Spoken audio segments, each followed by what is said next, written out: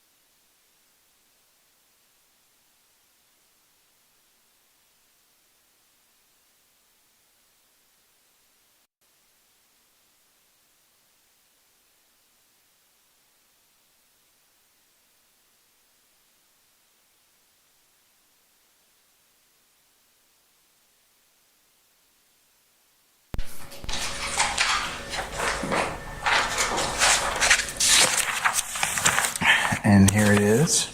And then Mr. Chamberlain should have provided you a mechanism from for the Georgia Department of Corrections to email the appropriate parties. I'll make that exhibit as a next court exhibit in order. So it'll be your responsibility to take care of that, okay? All right. Okay. That goes to state, and this goes to Christina.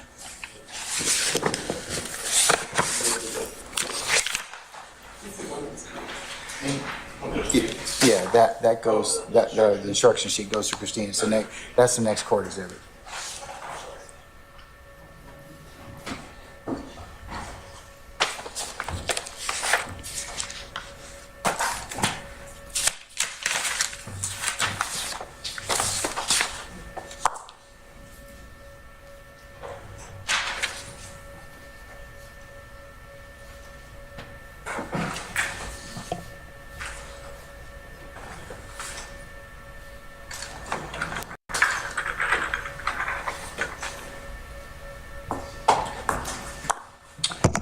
Okay, I've had an opportunity to take a look at the,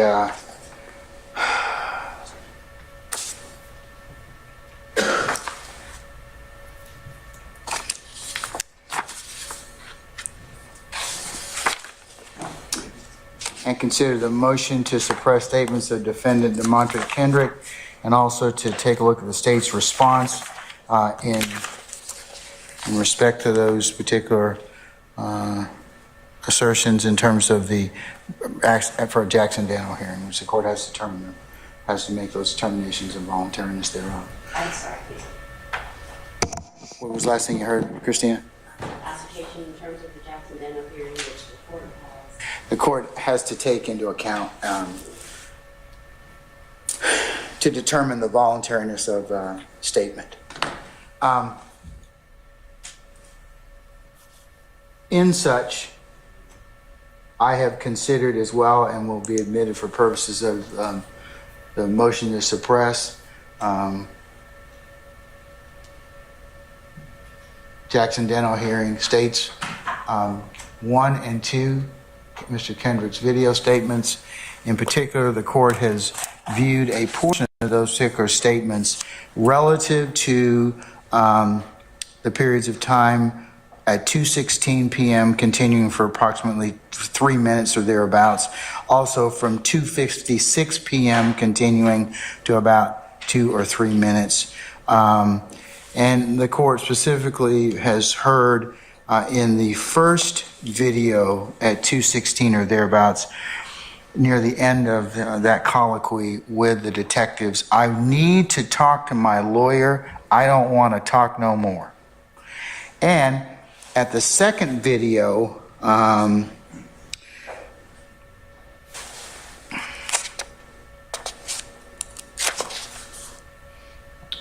starts at 2:56 p.m., goes for about 2 to 3 minutes or thereabouts, and stops at 2:58 and 53 seconds.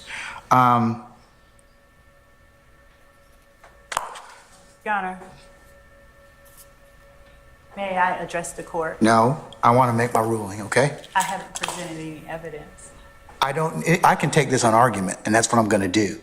I'm going to, in terms of the what's been admitted for the court's consideration, that particular portion of the video is what I need to focus on. What I need to focus on is whether or not Mr. Kendrick was in custody, whether or not Miranda was appropriate at that point in time, and whether or not he invoked his right to counsel.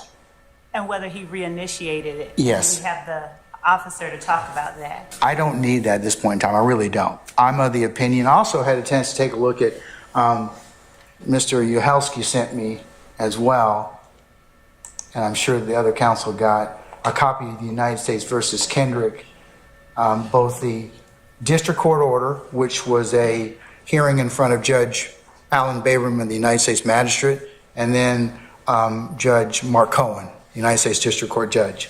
And then the appellate opinion was an opinion based on sentencing. Mr. Kendrick appealed the severity of his sentence.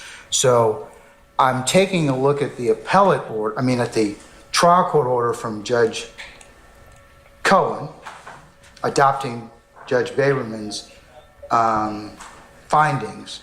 Right. And I make it very, of page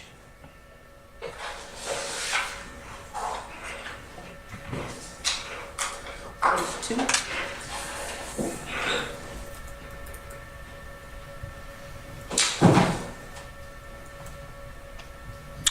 During the course of page two, during the course of over 2 hours of the initial interview, defendant did not ask to speak to an attorney. At some point during the interview, Detective Joe Galpin, who was investigating a separate homicide incident, entered the room. Defendant then indicated he wanted to talk with his attorney, and questioning stopped. So Judge Baberman, I can't tell whether or not he took into account what I heard on the video, which was, I need to talk to my lawyer. I don't want to talk no more. That is equivocal to this court, me, Judge Glanville, that he invoked his or withdrew his consent at that point in time and did not wish to speak to law enforcement officers anymore. I understand the state's argument about parsing it out, asking for clarification, but I think that once he's, with the appellate, case law that I've looked at, in Paul Doe and others, he has invoked his right at that point in time, and it's this court's opinion that anything thereafter would be inadmissible. Your Honor, the court also found that he reinitiated, and that was what... But that's their issue. That's not my issue. Your Honor, I'm not... Okay, and to your point earlier, Judge Cohen and Judge Baberman, I can't tell whether or not they listened to what I heard, but you're only as good as the information that you're given. Right. So it doesn't say on this particular order that that's what they relied upon. It just says he wished to talk, some point in time, wanted to speak to his attorney. Now, I'm of the opinion, this court's of the opinion that questioning needs to stop. He's unequivocally revoked. And you can't pick and choose at this point in time whether or not it's to this particular crime or any other assertion. So that's why I'm going to suppress it.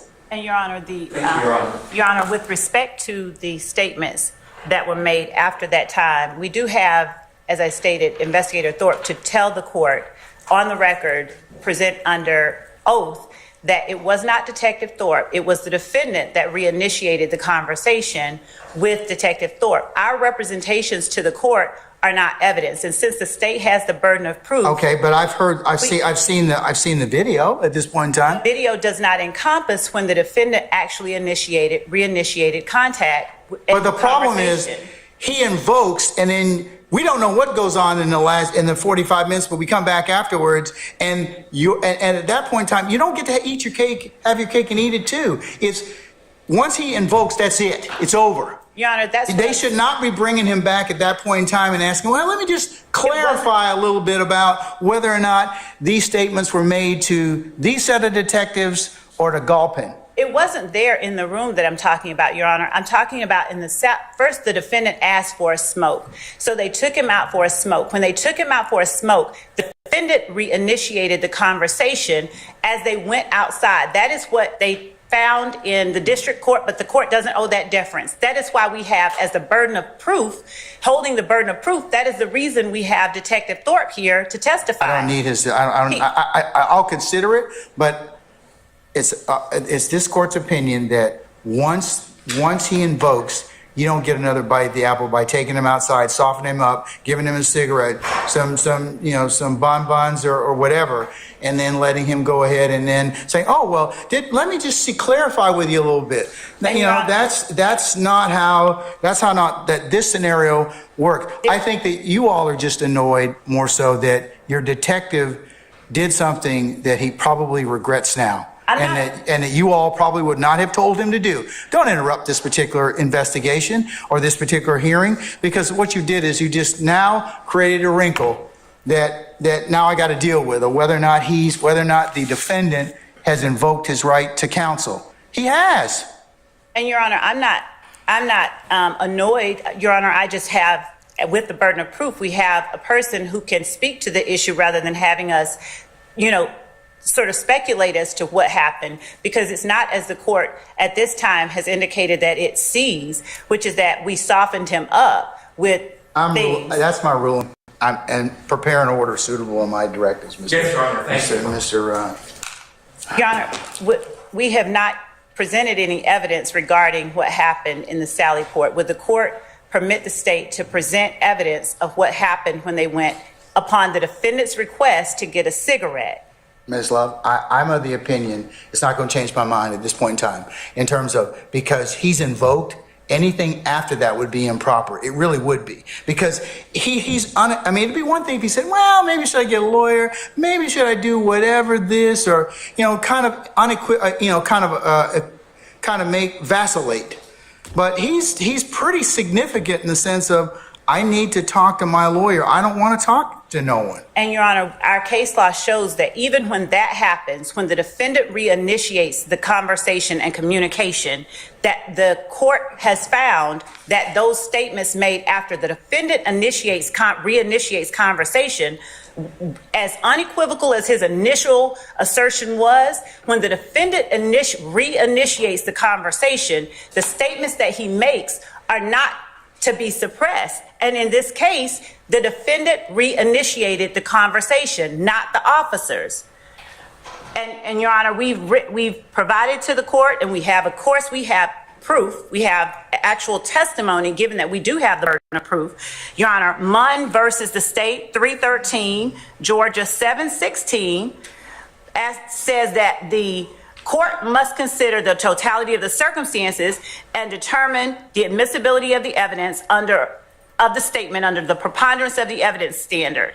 And Your Honor, given the fact that we have a witness here to testify, the court doesn't have to take my word for it or Mr. Weinstein's word for it. We have the person who was there. The court gets to gauge Detective Thorpe's credibility, and the court then has substantive information and evidence upon which to base a ruling under the actual totality of the circumstances. Right now, we have a clip. When I asked Mr. Weinstein to play for the court the portion to which he objected, that wasn't the state conceding that we weren't going to put up evidence, Your Honor. I was trying for the sake of brevity to have him point out the part that he objected to, but then that left us without the ability to present anything.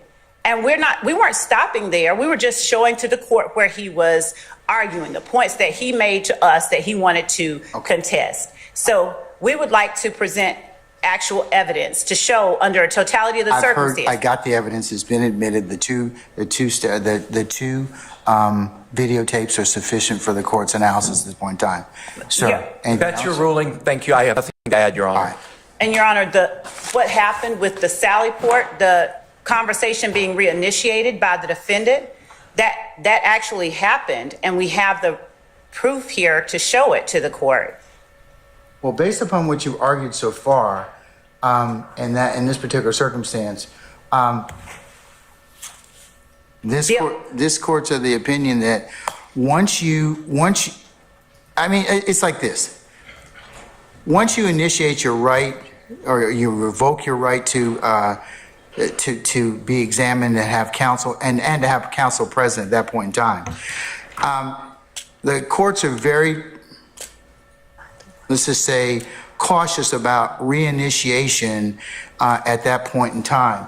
And you all presented to me what was the salient point of this particular issue is. So if I believe at this point in time that he's invoked unequivocally his right to counsel at this point in time, the questioning is supposed to stop. You're not supposed to go out and get cigarettes and do everything else. It's supposed to stop. I mean, that's this court's opinion. So, and that's my ruling. And Your Honor, the thing is that, Your Honor, we did not. You're arguing with me now, Ms. Love. So can we stop at this point in time? Your Honor. If you have other evidence independent of this, I'll consider it at the appropriate time. And we do, and that is what I was asking. So if the court will permit me to actually introduce the evidence that we have, as the court in State versus Paldo 309 Georgia 130, where it says a suspect who asks for a lawyer at any time during a custodial interrogation may not be subjected to further questioning until the suspect reinitiates the conversation. And in that, they are citing Dozier versus the State 306 Georgia at 35. Your Honor, Edwards versus Arizona. And Your Honor, this is a 2020 Georgia Supreme Court case where it specifically says that a suspect who asks for a lawyer at any time during a custodial interrogation may not be subjected to further questioning, as the court has said, by law enforcement until an attorney has been made available or until the suspect reinitiates the conversation. Your Honor, at some point, Your Honor, I'm sorry, I'm talking, and I don't know why I am being interrupted. I will not stop. Hey, I was speaking. Ms. Love, I'm sorry, I was both speaking. Y'all, both y'all can't talk at the same time. I know, I Under the was speaking, and I state expect law, to be years- allowed to speak when I'm speaking. Hey, both of you all need to just take it down a notch. And so, Your Honor, if I may finish, because I was the one speaking before Mr. Weinstein interrupted. But you continually engage in this pattern of behavior, Ms. Love. You don't want to accept my ruling. Your Honor, and I know you're being an advocate, but at some point, stop. Just stop. I made my ruling. Good, bad, or indifferent to you. You're going to win some, you're going to lose some. I do accept that Okay, fact. no, but you Judge, we don't. have No, not- you don't. Your Honor, we have just not been able to present the evidence. That No, the- you don't. that the I state get it. has I to get, and present. I get it. And if you have an independent basis to introduce statements that may not, or that may be not subject to the fruit of the poisonous tree, or any other thing, or any other issue related to evidence that may have flown out of this particular interview, then I'll hear it at that point in time. When the court says independent basis, does the court mean outside of that video? Because we do have that. Yeah, if it's not tied to the statement, of course you can introduce it. I mean, as long as you have some independent basis, right? If you didn't get it from his particular statement. But Your Honor, that's the point, that we have the witness here, that we brought the witness here, and had him cancel medical appointments to testify to the court about. We brought the witness here. I so made that a we could ruling. That has nothing to do with it. That's a red herring and you know it. No, Your Honor, I was saying that we were ready to present evidence, and the court is not allowing us to present the evidence. That's all that I'm saying. We have the burden of proof, and we haven't even been able to present the evidence that we have. We only, for the sake of ease, allowed the court to introduce the statements that the defendant made as states 1 and 2 to help Mr. Weinstein play the portion that he wanted to talk about. We didn't even get a chance to play or to have the evidence that the state has ready for presentation to the court to be presented. We should be entitled to present the evidence so that the court actually has the circumstances and does not have speculation or conjecture as to what happened when the Georgia Supreme Court has clearly said, just as clearly as an attorney being present is required before you consider the statement once he's invoked, the court has as clearly said, if he reinitiates, then that statement can be considered. It does not use them like maybe. It says, if this or that, then the statement can be considered, unless it should be suppressed for another reason. And that case, Paul Doe, is as recent as 4 years ago. And I'm not just doing this for the sake of engaging in a pattern of behavior, Your Honor.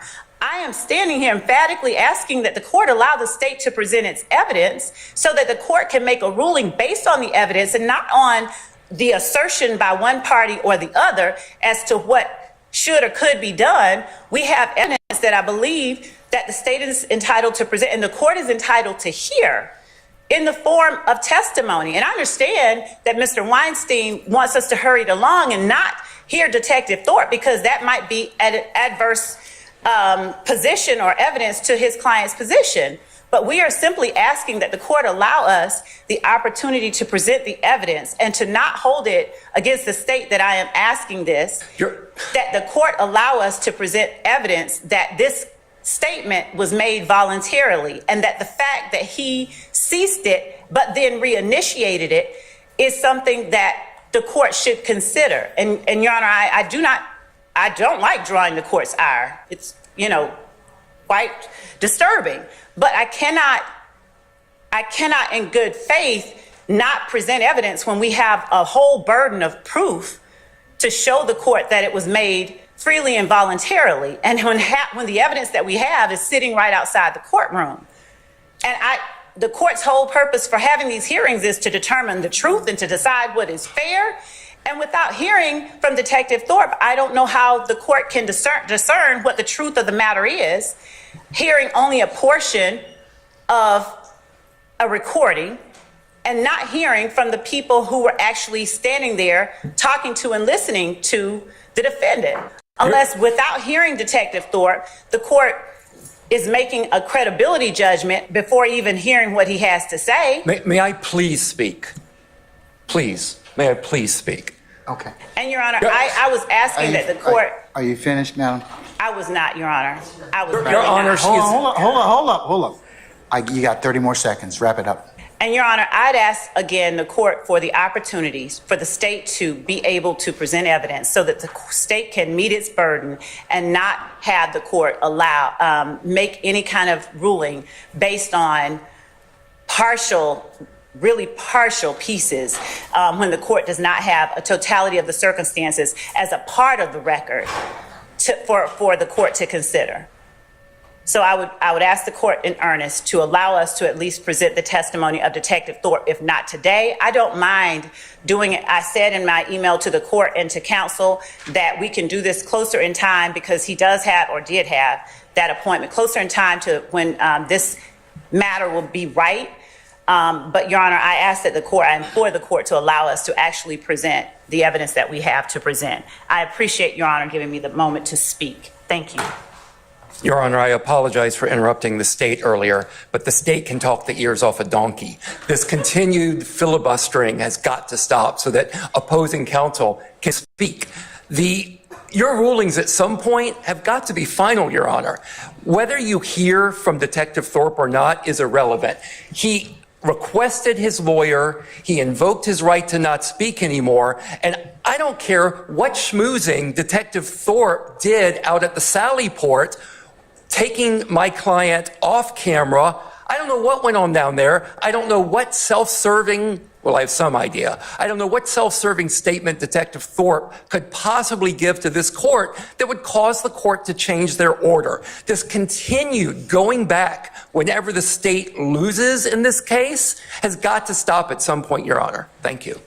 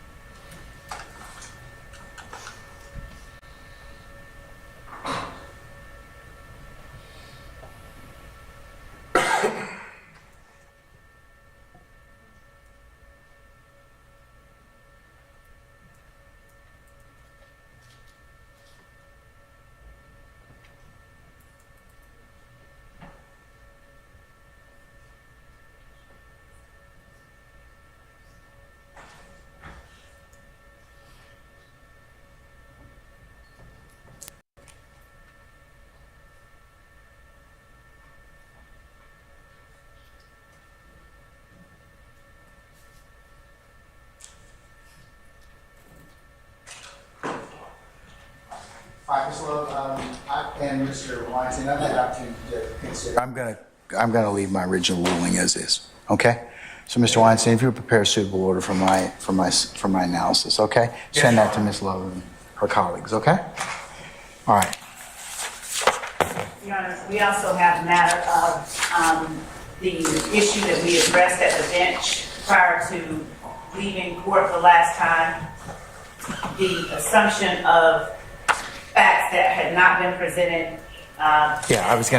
In fact, thank you for reminding me of that. I was gonna ask you all, had you had an opportunity to determine whether or not Mr. Bean, in fact, was in custody, or not was he in custody, or was he at some point in time at the hospital?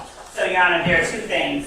One, Mr. Bean, I did determine where Mr. Bean was, and I also determined that there were no statements that were made by Mr. Bean. So, Mr. Bean, Okay, so let me ask the question directly. Was Mr. Bean ever at Grady Hospital? yes, he was at Grady Hospital. He was held in Grady detention by two officers after he was arrested by Officer Faust on the 2012 warrants. So he was arrested for a different incident that had nothing to do with this incident, and he was kept for that purpose. No one talked to him, no one interviewed him, no one interacted with him about this case and the facts of the 2013 incident at all. There's none of that. Mr. Steele told the court that he had a good faith basis for asking the questions that he did, when in fact, the questions that he asked assumed and in fact put in the jury's mind that there was evidence that does not exist. So at this point, the jury will be looking for a statement from the hospital when there was not one made. No one questioned Mr. Bean at the hospital about this incident. So then how was he at Grady medical detention? Was that a different incident, or was he actually at Grady? He went to Grady detention. He was taken there by Officer Faust. Okay, and is Grady detention at, or on the campus of Grady Hospital? Yes, it is a part of Grady Hospital. And what Mr. Steele represented to the court was that Detective Velazquez testified that... Hold on one sec, please.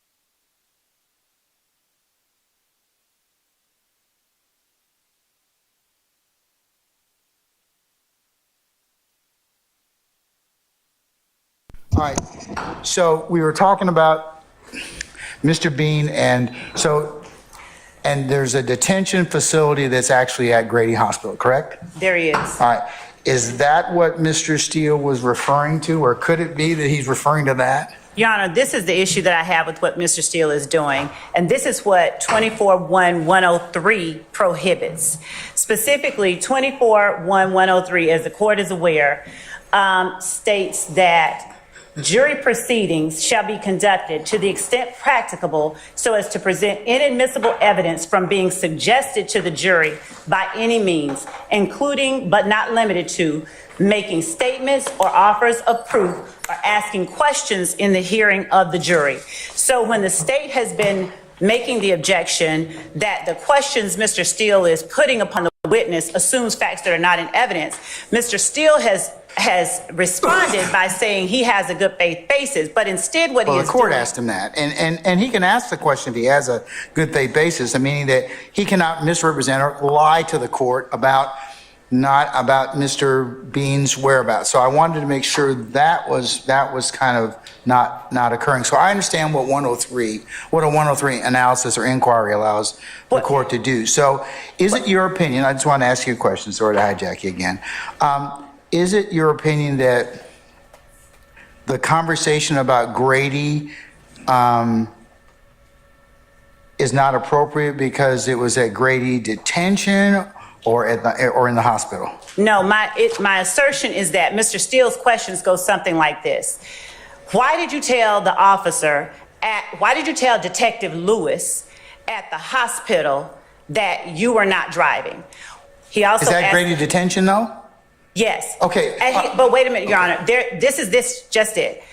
His question, why did you do that, assumes that the witness did that. And there is no evidence that the witness did that. Well, it needs to be rephrased. And Your Honor, he also 28 times has asked, when you talk to your wife on an unrecorded line at Grady Hospital, there's no evidence that he did that. There's no evidence that will come in, and there's no evidence that Mr. Steele can bring to the court. And if he does, I would ask that he proffer it, because I listened to the information, to the recording that Mr. Steele gave us at 6 o'clock that day that he presented, that he cross-examined Mr. Bean. And he asked a plethora of questions that are nowhere in that recording. And he is doing it on the basis that he is confronting him with his prior statements. But the problem that I have is this. In that recording, Mr. Steele references prior conversations that he has had with Mr. Bean.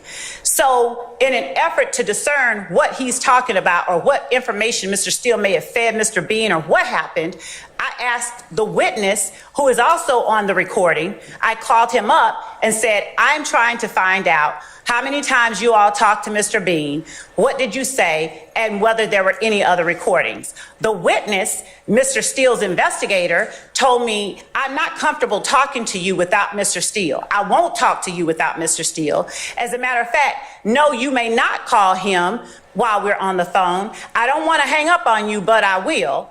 And this goes to privilege. I said, I'm just trying to discern how many times you all talked to Adrian Bean so that I can have information that I'm entitled to. He would not give me any information. So I called Mr. Steele. Mr. Steele didn't answer. So I wrote Mr. Steele asking for how many times you talked to Adrian Bean. Give me the other recordings. Give me what you have. He did not respond. I called Mr. Steele. I said, Mr. Steele, how many times did you talk to Adrian Bean? He tells me, I'm not going to answer that. What you're doing is somehow unethical, and we'll take it up with the court in the morning. I said, okay.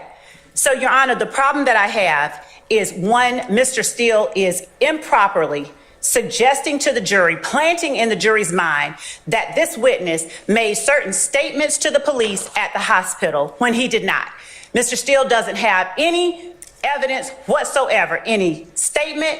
He doesn't have any recording. He doesn't have anything. He has not asked the witness. He has not done anything to present a statement at the hospital by this witness, and certainly not one to Detective Tracy Lewis.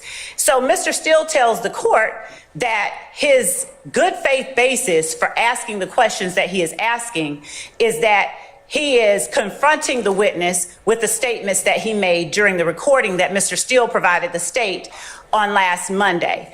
When in fact, the information that he is asking, he is not saying, did you talk to Detective Lewis? Or you talked to Detective Lewis, didn't you? Instead, he's saying, why, when you talked to Detective Lewis, did X, Y, and Z occur? And that in itself is exactly what this rule is designed to prevent, Your Honor. Because unlike asking the question, it's sort of like asking, did you mean to beat up your wife when you hit her in the head? When there's no evidence that the wife was hit in the head or that the person on the stand actually did it. So under 24-1-103, 24-6-6-11, 24-6-6-23, the state would ask that all of these impermissible questions be stricken and not allowed. So when he is asking these 28 times, why did you do this? Why did you do that? Unless and until he can show in his recording to the court where the witness told him those things that he is saying to the jury the witness said, then I would ask that the court prohibit him from referring to anything of the sort that did not occur. Okay. And I would ask that we can go back over it at a later time. For now, I would simply ask that the court prohibit Mr. Steele from presenting to the jury things that he knows aren't in evidence and will not come in evidence. And I would ask that court require Mr. Steele to turn over to the state if he has some more recordings, or at least tell the court and the state how many times he's talked to the witness, because in a state where we are not only providing to defense counsel unwritten statements that we have or unwritten conversations, we're providing them summaries of conversations. We're turning over at the court's direction information that they normally would not be entitled to. At the very least, if they talked to Adrian Bean a number of times, and to be clear, what Adrian Bean did in the interview with Mr. Steele, in my opinion, Mr. Steele's suggestion is recant and say things wholly favorable to Jeffrey Williams. And Mr. Steele, I guess, doesn't want it to look like he is, Mr. Bean is trying to favor his client, but I ask that the court listen to that 10-minute conversation that Mr. Steele had with Mr. Bean, and then the court will understand why the state is objecting to Mr. Steele's questions. Why did you do this when you gave your statement to the police at the hospital? He knows that Mr. Bean said in his interview with Detective Quinn, when I talked to the first guy, I said X. That was on scene. That was on scene, and Mr. Steele knows that. He knows there's no suggestion that that happened at a hospital. Mr. Bean was transported to the hospital. We have him with Detective Faust, who was there, who arrested him and took him to Fulton County Jail shortly after. The CAD reports show that he was transported to the hospital around 1, and he was taken back to the jail and booked in around 6 o'clock in the evening. And there is, Detective Quinn is still on site at the scene during that time.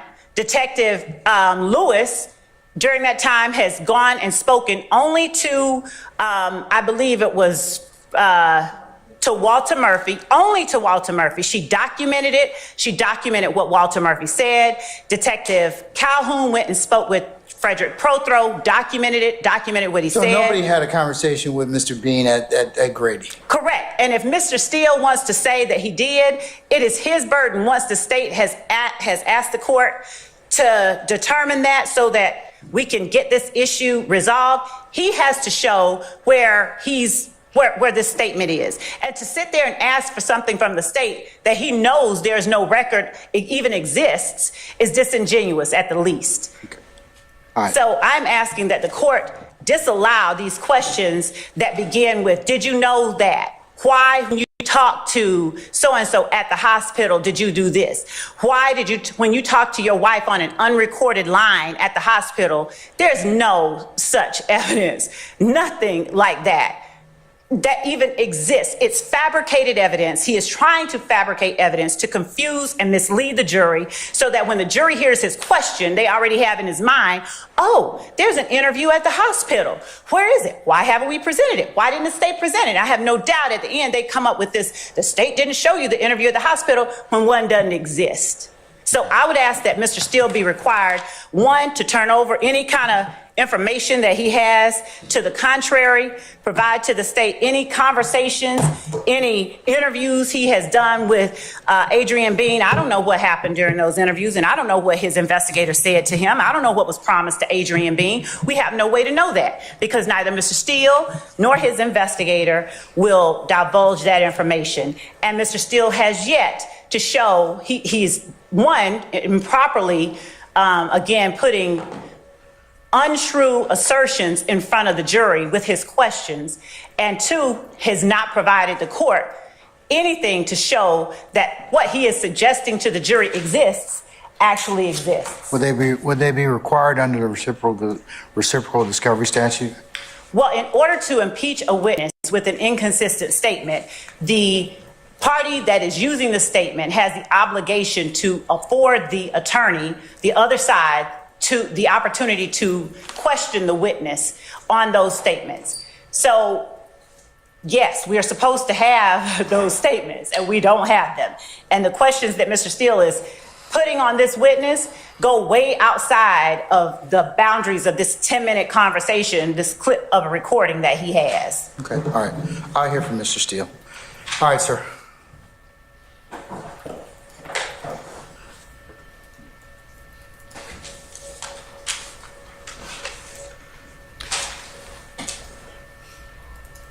Good afternoon, Your Honor. Good afternoon, sir. Good afternoon, everyone. Can I ask you the $64,000 question, Mr. Steele, to begin with? Sure. Is there an interview of Mr. Bean at the hospital or Grady detention facility? Yes, that's what he told me. Okay, can I see it? That's what I've been asking for. No. Do you have it? That's what Do you Mr. have one? No, I've been asking for. Well, okay. Here's our challenge. Unless you know there's one and the state's told you they don't have one, then you don't really have a good faith basis to ask that question. Mr. Bean told me. But now there has come to light that Mr. Bean he's at Grady, he's in Grady detention, but he hasn't made a statement to anybody else, any law enforcement officers. Let me take you back, because that's not the way I understand it. Well, did he interview? Did he have discussions with Detective Faust or Detective Lewis at Grady? I can't tell you which detective. I can tell you that is what he said, and it's backed up. By whom? I'm going to show you, if I may. Your Honor, when we play the recording, it takes 10 minutes. Of Mr. Steele's investigator? Yes. Sure, we can hear, but let me hear from Mr. Steele first. Okay. So what happens here, Your Honor, is last time we were together on March 4th, 2024, the district attorney stopped the cross-examination, approached the bench, and the following occurred. This is an excerpt portion. I'll mark it as Mr. Williams, number.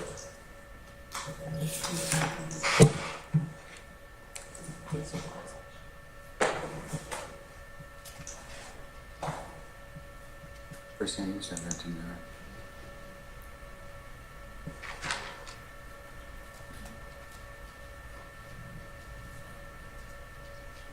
Number B, dated today. And what happened is the state, just like it's doing now, accused me of the following. And this is just the context, and then it will get into exactly what you're asking. It's on page 2, Your Honor. District Attorney Love stated, starting at line 13, that I told the witness what to say, that Mr. Bean was never taken to Grady Hospital. From transfer page 2 to 3, District Attorney Love said, Mr. Bean was never interviewed at Grady Hospital.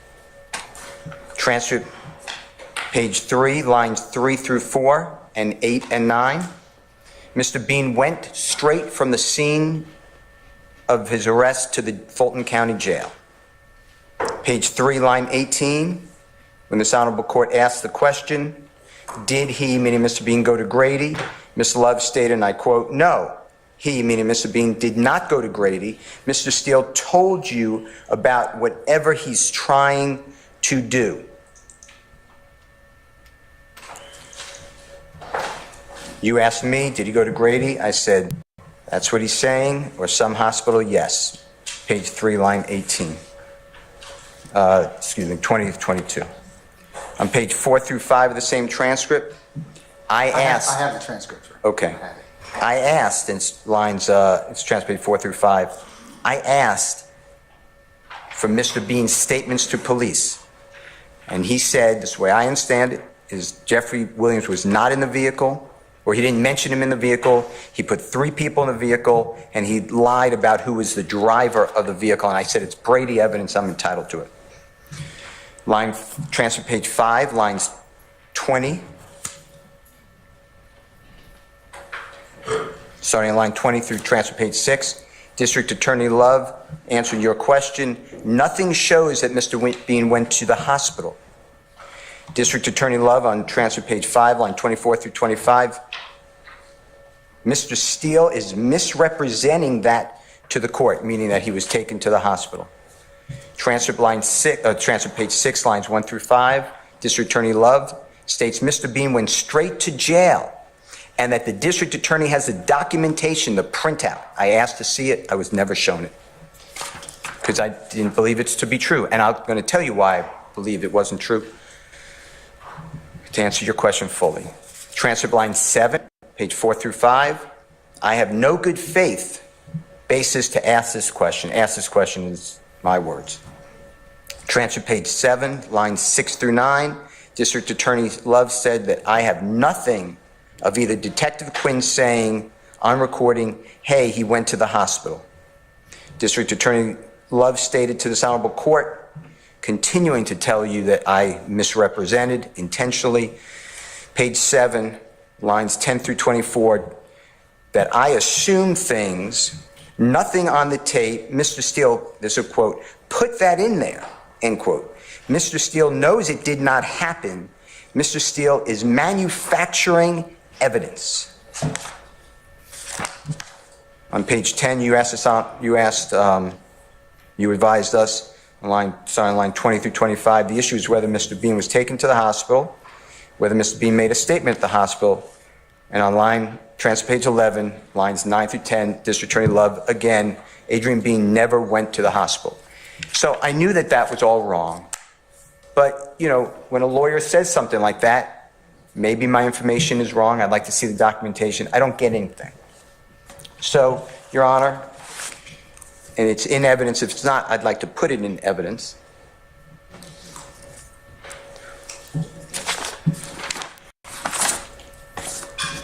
The reason I believe that he went to the jail, not straight to the jail as being told to you, is that in discovery, the following occurs.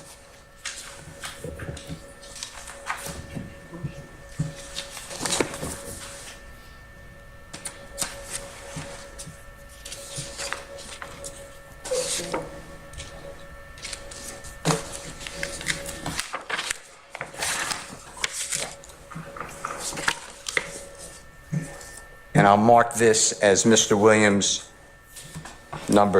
exhibit number 202 with the court's permission. It can be played for the court. This is the file. It was given in discovery by the state of Georgia to Mr. Williams and all. This is the police radio traffic. You heard some of it during the trial through the witness who identified the radio traffic. It starts at 0054. This is Z radio, 1231 hours through 1300 hours, so 1231 through 1 o'clock. And it reads, down here on Cleveland Avenue, status of 4, that means ambulance, Your Honor, you heard that through the testimony. For a 34-year-old black male with injuries to his shoulders, head, and to his back. If you remember, Mr. Bean was born 6/22/1979. That would make him 34 years old on September 11th, 2013. It says, OK, Cleveland Avenue, Old Hayfield, 122, Cleveland, and that ends at 112. At 1300, Major, where do you want me to bring the bus, meaning the ambulance? Oh, come up here to Cleveland and Old Hayfield. Take a right. I'm standing here. I'll direct you in. That's at 1314. At 1602, 2308, I'm still at Cleveland Avenue, Old Hayfield. I got a perp in the backseat of my car. That's at 1607 it ends. At 2808, 2308, I'm right in the parking lot. Tell him to come down Cleveland Avenue. I'll get him. I'm in the parking lot of the Coin Laundry. All right. Trying to get Grady to find you. Right. Then it says unintelligible for my notes. I'll get out of the car and flag him down. That's at 2028. Then at Mr. Williams, I'll mark it exhibit number 203, Your Honor, for purposes of this, or I'll play it for the jury. File Z radio, it's 1301 hours through 1330, so that's 1:01 in the afternoon to 1:30 in the afternoon, same date, September 11, 2013, 1842. On the recording, 13 radio, following Grady Unit 320 down to Grady Hospital, 1848. At 2736, are you en route with another victim? We en route with another suspect. The other suspect, okay, I copy that. He's 1050. Also, that 1050 is a shot. Says, I don't think so. He's going to be in custody. He's in 83. 83 means another warrant. Mr. Bean at that time had a warrant for the year before for shooting 2 people. You heard that impeachment.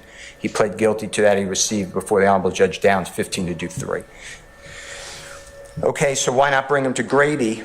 Excuse me. So why not, bring him to Grady? Isn't he injured from the crash? He's probably going to be injured, Sarge. That's why they've taken him to Grady detention, so probably be injured. Okay, copy that. He was the guy that was hit by the car, question mark. I don't know which one the guy he is. This is the one that AC, meaning you heard from AC Booker Higgins, officer, and them got over at the Barber Institute. That is Mr. Bean, in fact. Yeah, that's affirmed at 2836. Then I'll mark it Mr. Williams, Exhibit 204. It's file Z radio. It's 1331 through 1400 hours, so it's now 1:30 to 2 o'clock. 2820, raise 2013 and have them go over.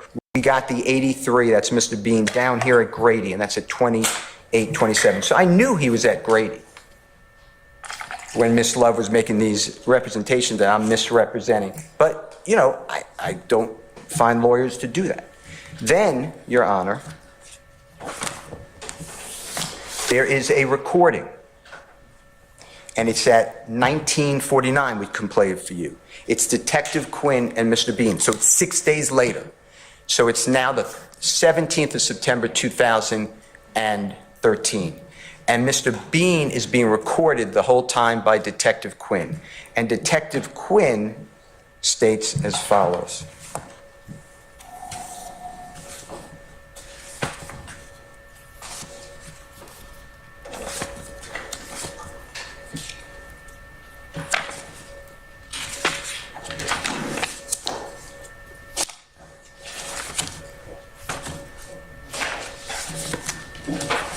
Excuse me 1 second, Your Honor.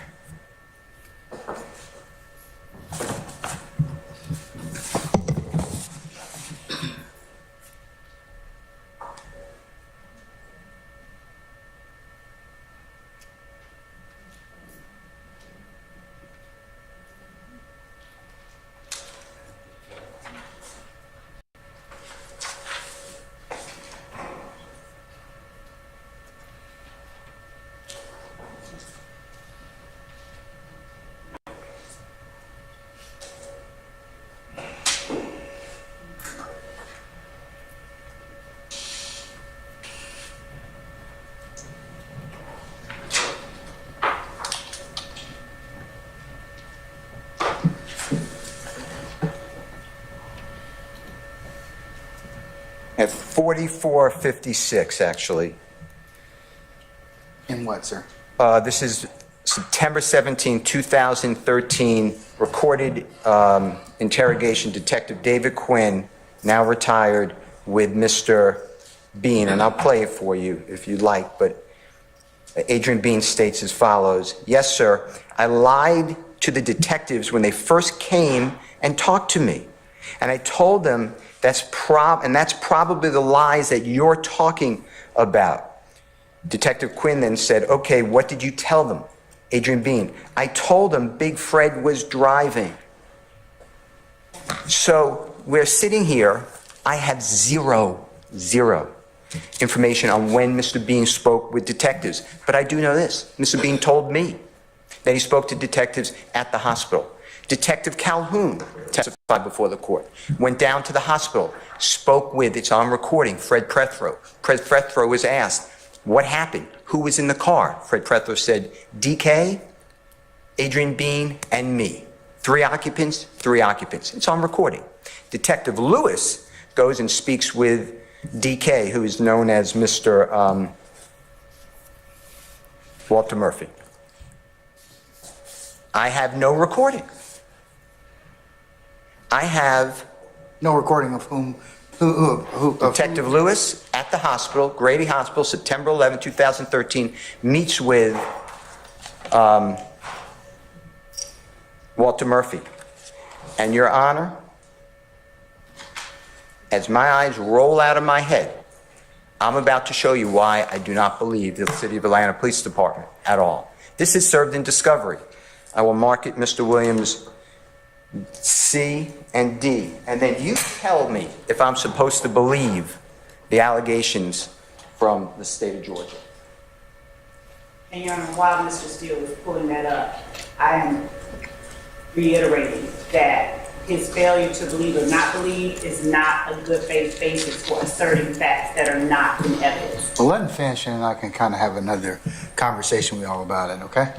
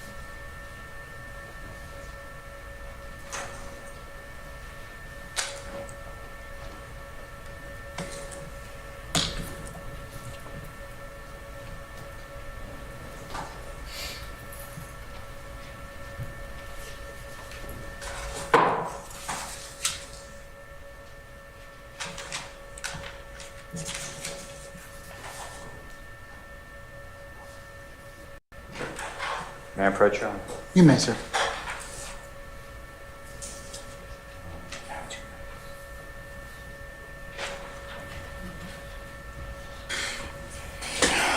For purposes of this motion, I am handing the court what I was provided in discovery by the state of Georgia.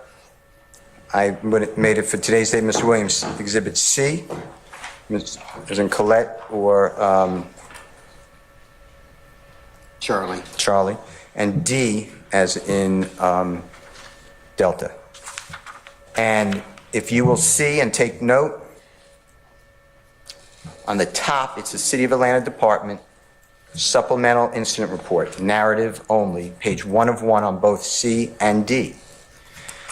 Your Honor, the incident report is exactly the same, 13-254-1308. The complaint name in both are left out. The date of the report is the same, 9/17/13. It says reserved, and nothing's in there. It then has a narrative section with an affidavit Your Honor, the first paragraph has Detective Lewis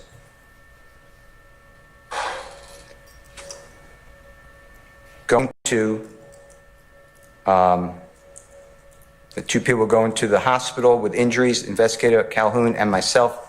Investigator Lewis went to Grady Hospital. If you remember from the testimony, Investigator Calhoun goes and meets with Mr. Plethro, 3 people in the car. Investigator Lewis goes and meets with Mr. Murphy. Investigator Calhoun recorded it. I have this report on Investigator Lewis. Next paragraph of C and D are identical, Your Honor. Once we arrived at Grady Memorial Hospital, there were 2 males being brought in for gunshot wounds. I was advised by the Grady medical personnel were not life-threatening. We could speak with them once they got stabilized. It's going to be identical. The next paragraph, Your Honor, the first 2 lines. The first line, I spoke with Walter Murphy in C, gives a date of birth, 8/9/91. He had sustained a gunshot wound to the left thigh. It's going to be identical. Then it starts, he advised that. In C is in Colette and Charlie, but in D it says, he advised me during the. Then D is whited out. The entire part is now vacant. C goes on to say that the other 3 males, now there's 3 people in the car, one named Bean, drove to the laundromat on Cleveland Avenue to meet up with another male to sell an ounce of marijuana for $450, and it goes on. Your Honor, at the bottom of C, it is signed, same looking signature of Investigator Lewis, I presume, on 7, reporting officer's signature. It is also signed similar on D, Mr. Williams D. The APD number is written in on D, but it's typed in on C, and it's the same ID number, 3081. As far as Section 9, which is in the center on the bottom, it says sworn to and subscribed before me the 17th day of September 2013 in type on C. D, it's in writing. And then on the bottom, it says supervisor's signature, and a supervisor actually signed off on C, which is supposedly a complete report, as also D, which is clearly whited out. In addition to that, Your Honor, on both C and D, there is a statement at the very bottom before the signature, above the signature line, the undersigned being duly sworn upon his or her oath deposes and states that the foregoing is true, correct, complete, and legible to the best of his or her knowledge and belief. So when I sit here and I hear Miss Love tell me how diabolical I am and how I don't have a recording or I don't have a statement or I don't have a note or a summary or a writing that Mr. Bean was interviewed at the jail, at the detention center after Miss Love told this honorable court total misrepresentations. I don't know. I assume that she had a good faith belief because that's just what I do with lawyers. But she attacks me like I'm out of my mind when this is in the discovery. This is all, she knows this. And then I'm giving C and D, which is clearly going to come out before your court, because if the state doesn't call Investigator Lewis, I'm calling Investigator Lewis. Because this is what I would say is corruption. Because I don't see this often. Do we know why Right. why one statement is incomplete and the other one is? And why I have no recording. And why I only have this on the 17th day of September. And why Detective Calhoun's is all in recording and a report on that day.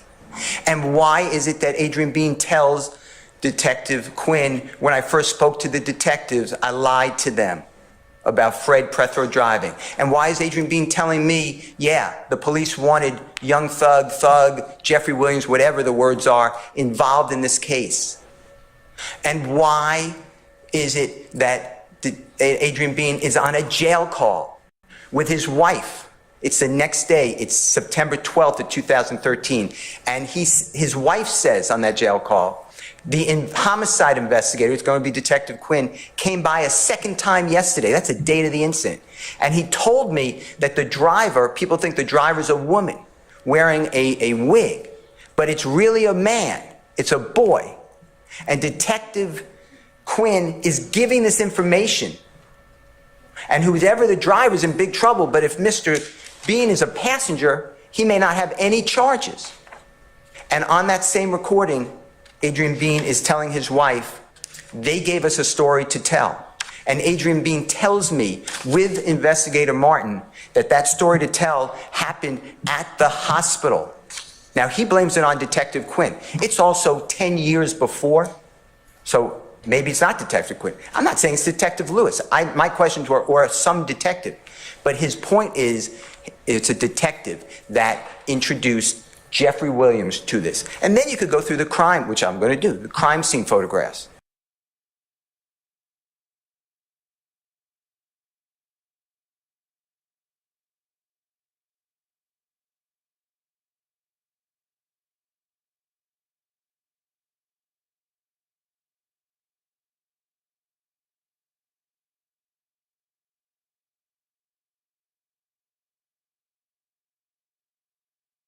Of that 2004 Nissan, those bullets go somewhere. Mr. Murphy is shot twice, one in the lower ankle in his right leg and one in his left leg, upper thigh, which strikes an artery. That's why there's so much blood from him. Fred Plethro is shot through the headrest. Now just imagine a 6'3" young man sitting in the ways of those bullets. They can't get around him. There is no one else in the car. And the state is blaming me for this? This is outrageous. And I can ask every single question the way I ask it, and I ask it properly. And Adrian Bean, for all that he's worth, the jury makes a determination. And what Miss Love is trying to do is obstruct the truth from coming out, because she knows all this. That's why last time I was a fibber for telling the court that he went to Grady Hospital. When she realizes it's patently true, now I'm a fibber because no one spoke with him, and I'm just supposed to believe that these officers took him down and they had him on wraps and no one spoke with Adrian Bean. I apologize to the court. That's also a jury. Juries make those determinations. In addition to that, this case should be dismissed. This is outrageous. I'm going to do that once I get it into evidence before the court, but I'll do it now since it came up and Miss Love is attacking me. And this evidence is wrong. I also ask continuously for all these videos. I don't get it. And then months later, I'm getting a video on the shooting at the movie theater, which I know you don't know about yet, but it's about Christmas of 2000, maybe 15. The point I'm trying to make to you, Your Honor, is this is a moving target by the state of Georgia. And no, to say that I have no good faith belief because I can't show this honorable court where these statements are, that's my point. It's Brady evidence. This is all Brady evidence. And if this happened in another forum, the state bar, I'm not doing that. I don't report people. I believe in people and lawyers. I don't know what Miss Love is doing, but to attack me on misrepresenting to this honorable court, I have never done that. I will not do that. And I will never, ever do it to any court. That's not what we do. But I also understand my duty is to make this process rigorous, zealous, and I am going to fight for Jeffrey Williams in every lawful and ethical manner the entire time. And that includes destroying Adrian Bean's testimony and revealing the truth. In addition to that, Your Honor, the state of Georgia calls our investigator and wants to know dates and how many times we supposedly met with Adrian Bean. That is work product. That is not a statement. That is not covered in any type of work product, and this is not my witness. So when you ask the court and you never got the answer, but OCGA section 17-6-4B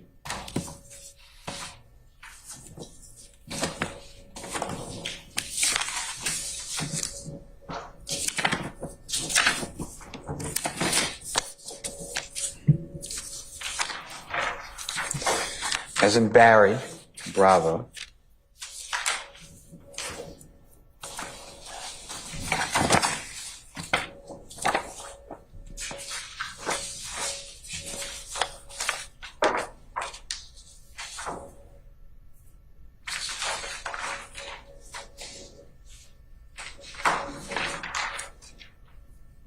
May I approach, Your Honor? You may, sir.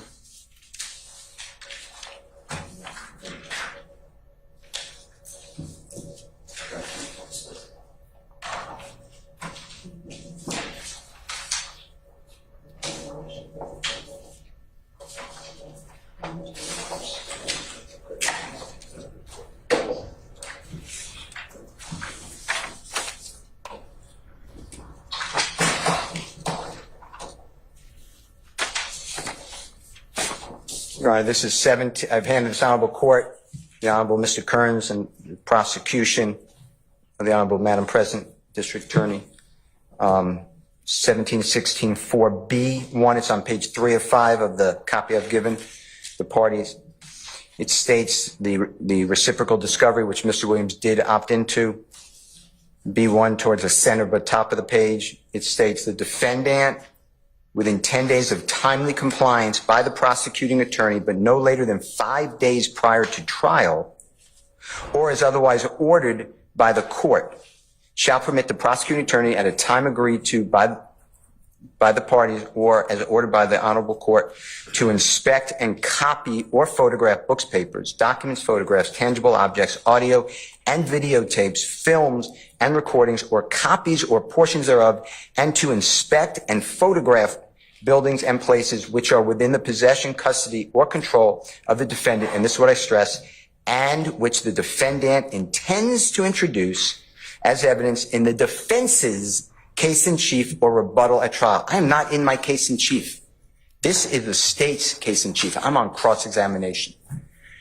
On 17-16-7, which is the other copy I've given this honorable court, and the parties, our legislature wrote, no later than 10 days prior to trial or at such time as the court permits, or at the time of any post-indictment pretrial evidentiary hearing other than a bond hearing, the prosecution or the defendant shall produce for the opposing party any statement of any witness that is in the possession, custody, or control of the state or prosecution, or in the possession, custody, or control of the defendant or the defendant's counsel that relates to the subject matter concerning the testimony of the witness that the party in possession, custody, or control, and this is what I stress, Your Honor, of the statement intends to call as a witness at trial or at such post-indictment pretrial evidentiary hearing.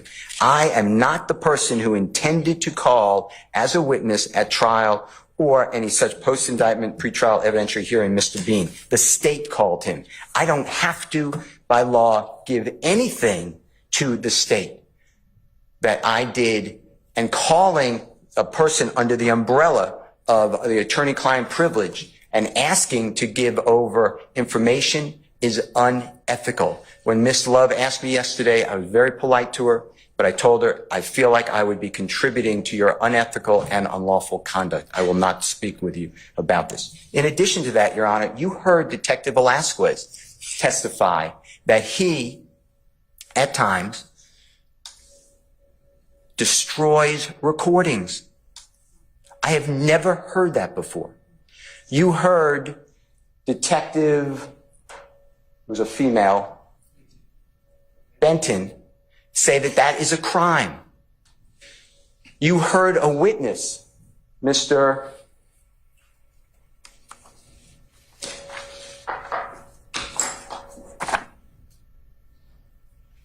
I'll get the name, but he's the one who had the car from his girlfriend, say, Nava Flores, thank you, say that he made a statement to Detective Quinn, and that statement was then erased, deleted, whatever his word is, in the transcript. That's what I'm dealing with. And this is all taken together. In addition, if you remember, Mr. Williams is stopped by a police officer, and he testified, I don't know where the video is. It should be there. I don't have the video from anything that is helpful to Mr. Williams. Things that would gotten. I don't have the video in this instant. You would know how many people, the jurors, not you, would know how many people get out of the car. There's a video recording right there. Of course, I don't get that. So my point to this court is for Miss Love to take me to task and say that I somehow did something untoward is beyond offensive, but I really don't care because it's, you know, I've always learned that you got to listen to who it's being given from. So I don't really care. But what I do care about is we have delayed the trial for Miss Love. I was cross-examining Mr. Bean last time. I wanted to cross-examine him now. I have every reason. I've impeached him. He said that he did not tell me or Mr. Martin things on that recording. He did not, or he doesn't remember. I've laid the foundation. The Honorable Court wants me to lay the foundation. I laid the foundation. I intend to play the recording with him. I'm also going to play the recording with Mr. Bean and Detective Quinn. Mr. Bean was asked questions by the state of Georgia. They left out all the parts that Mr. Bean admits that he lied on jail calls to his wife. The state didn't ask him about that. I will ask him, and then I plan on playing that recording. It's about 2 hours and 30 minutes. Then I have jail calls that I'm planning to play, where Mr. Bean specifically tells his wife, and he explains it on the recording to me, they gave us a story to tell. He wants to get out of jail. He inserted Jeffrey Williams, an innocent man. I'm asking the court, under all these circumstances, to use its discretion, and I would like this court to bar this trial from going forward, because this is what I'm dealing with, and it's not only now. You are going to hear this. I know I did it earlier, but you're going to hear it over and over again. And Miss Love continues to try to make me some sort of villain. From her opening statement and defies the court order, don't mention that I'm represented anybody, don't mention any appeal. She puts it on the screen. She asked witnesses, did the Honorable Keith Adams or I speak with a witness? That is not bias. That's what we're supposed to do. You would go crazy on me and Attorney Adams if we didn't interview all these witnesses. That's why we take these breaks. Because the state dumped on us all these witnesses in September, October. I need to interview them. I've been doing it. And now I'm being somehow told that that's a bad idea and I have to give the state all my notes and when I met with people and who I met with them with. I'm not doing it. And it's not required by any law. If you notice, the state doesn't cite any law. The state of Georgia also gave me until 2 nights ago at midnight to provide all this information. I ignored that email. The Honorable Court was on it too. I don't know if you read it, but it is obscene. Miss Love is not my boss. I owe nothing except to the law and Mr. Williams. And that's where I am. I am so focused on the law, the court, doing it right, and my zealous advocacy for Mr. Williams. And with all this being said, I don't know how I'm standing here at 2:30 in the afternoon. It's 3:30, that clock's up. Okay. All right, 3:30 in the afternoon, and arguing somehow that I'm doing something wrong. I did not hear an apology from District Attorney Love telling the court that I'm not being candid with the court. I don't want her apology, by the way. I wouldn't want it. I don't seek it. But I do want the Brady evidence. I believe that these exist. I believe that there is a memo, a statement, a recording. Nobody goes and talks with Mr. Bean. Why would he say that to the detective 6 days later? And say, I lied to your, whatever it is, coworker. Well, I'm not looking at it right now. I lied to your detective, your coworker, your son. Why would he say that? And why would Detective Quinn say, yeah, all right, well, tell me what you said. What'd you lie about? Detective Quinn wasn't like, what? You were interviewed? I don't have a statement. What are you talking about? But now, of course, I'm stuck with Detective Quinn telling me, no, I don't have anything, Mr. Steele. So my point to you, Your Honor, is this is total misconduct. This is clearly misconduct. And if it's not evident, I have never, maybe the court has, but I have never seen, this is the second time. I don't know if you realize it, because it was a pretrial motion. It's the second time that statements, police officers' statements are totally wiped out or changed. It happened with a pretrial, tried to suppress some evidence. Honorable Court denied it. I asked, why did we have 2 police reports? The officer said, I have no idea. Is that when we had the hack or something to that effect? I can't answer that. Yeah, but I believe that there is some, so there was some discussion at that point in time about But that. this doesn't make sense to me because right at the critical point, I don't know how I got it. I mean, but it was served in discovery, so I appreciate the state doing that.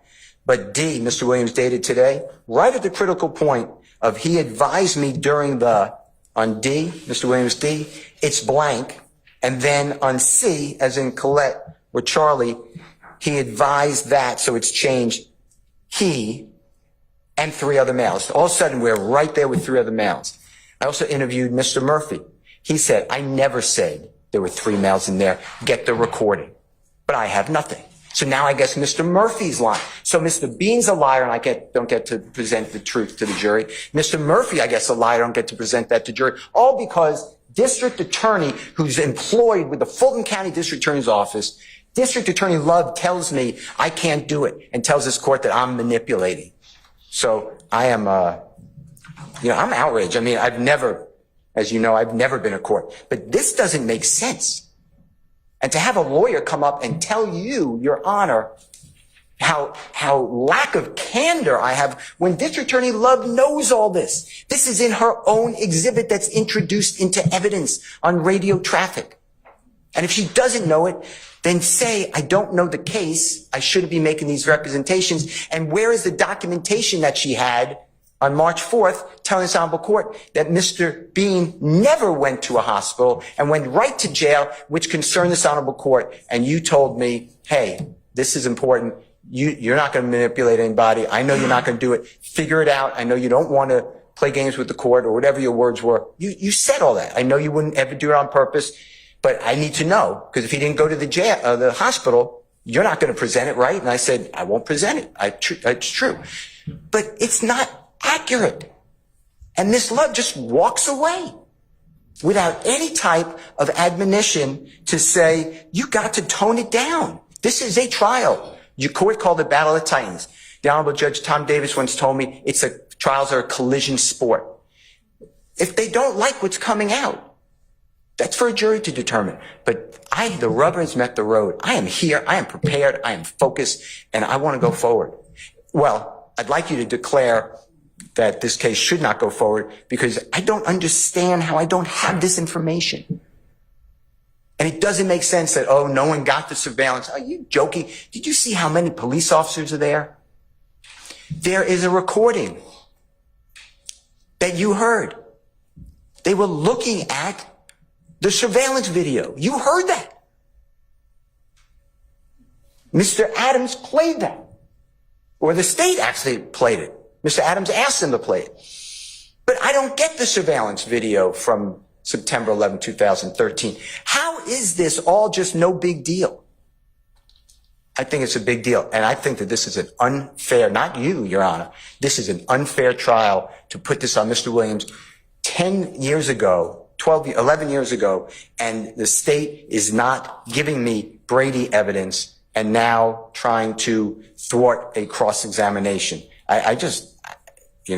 My mother would tell me that I have a lot of nerve if I raise those issues. Okay.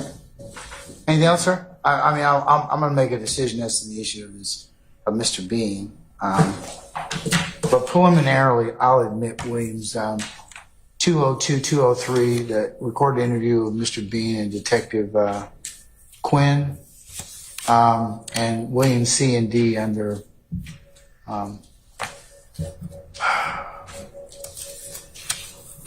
the purposes of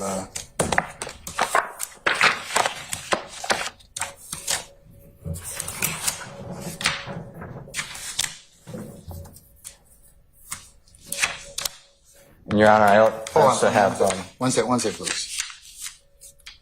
In order to make a 103 determination under OCGA 24-1-103. I also have Mr. Williams B as in Barry Bravo. And that's I know the court said you're looking at, that's an excerpt portion of the proceedings relating to a bench conference during the testimony. I'm gonna rely upon in fact, I'll ask Miss Weaver to attach the rough transcript as the next court exhibit in order that was prepared by her. It's a lot lengthier and full and describes what happened prior to that than our bench conference. So that'll be the next court exhibit in order. Okay, and that next court exhibit I was referring to as B, Mr. Williams B. Okay. Now I'll just ask Miss Weaver to include that as well. Okay, all right. Your Honor, I have before for the court's consideration State's Exhibit 1JWM. It is the defendant Jeffrey Williams list of witnesses, Your Honor. He lists 28 witnesses by name. His list of witnesses, number 29, states any and all co-defendants in the above referenced indictment, but more importantly, number 30, any and all witnesses named in the state's witness list are on defendant Jeffrey Williams' list of witnesses. Adrian Bean is a witness listed on the state's witness list, and since defendant Jeffrey Williams has listed Mr. Bean as one of the witnesses he intends to call, the state is entitled any interview of Adrian Bean and is entitled to know how many times, what interviews, what recordings defendant Williams has of interviews with Adrian Bean. That's the first thing. But that would be in contravention of 1716-4 and 1716-7. I mean, yeah, you're right. You're entitled to them, but it's for his case in chief. Your Honor, the 1716-7 specifically says any statements of a witness that the defendant intends to call as a witness at trial. And the defendant listed on his list of witnesses that he intends to call. Okay, but it's not his case yet. I understand. And he has no burden to do that. And he may change his mind in that respect. So I'm not even going to consider that until such time as the defendant makes his case in chief. But I agree with you, and I agree with Mr. Steele. It would need to be turned over at that point in time.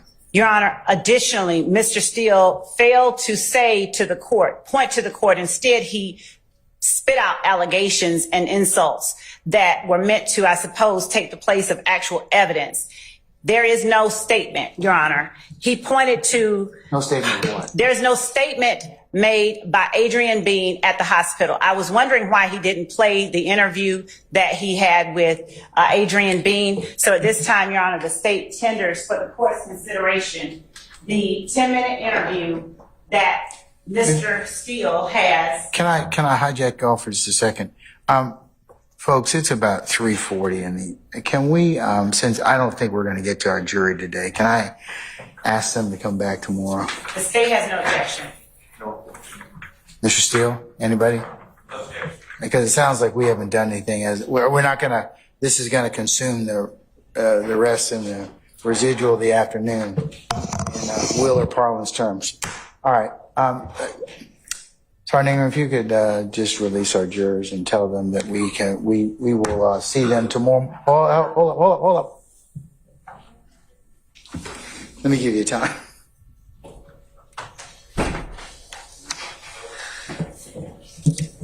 In fact, I'll do it. Just have them come out.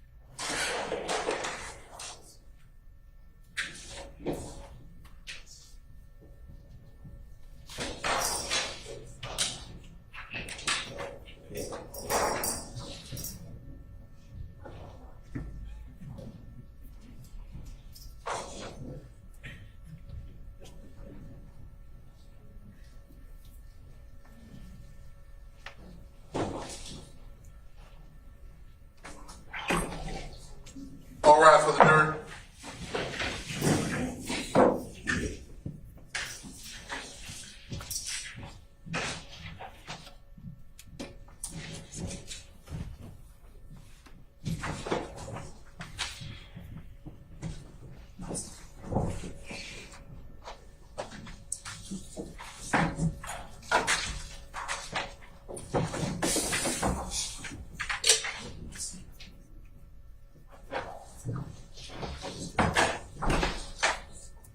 right, ladies and gentlemen, please be seated.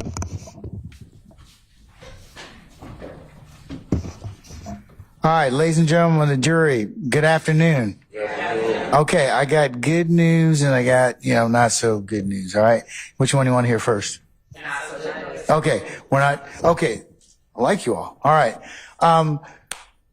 We unfortunately got bogged down with some business that we need to take up outside your presence and hearing. And of course, I told you that happens during trials. And I try and as much as I could, but I failed miserably in that attempt today. So, we're still working. So what I'd like to do is, and here's, I guess, where the good portion comes in. I'm just going to recess it for today, okay? And have you come back in the morning. If you could be here tomorrow morning for,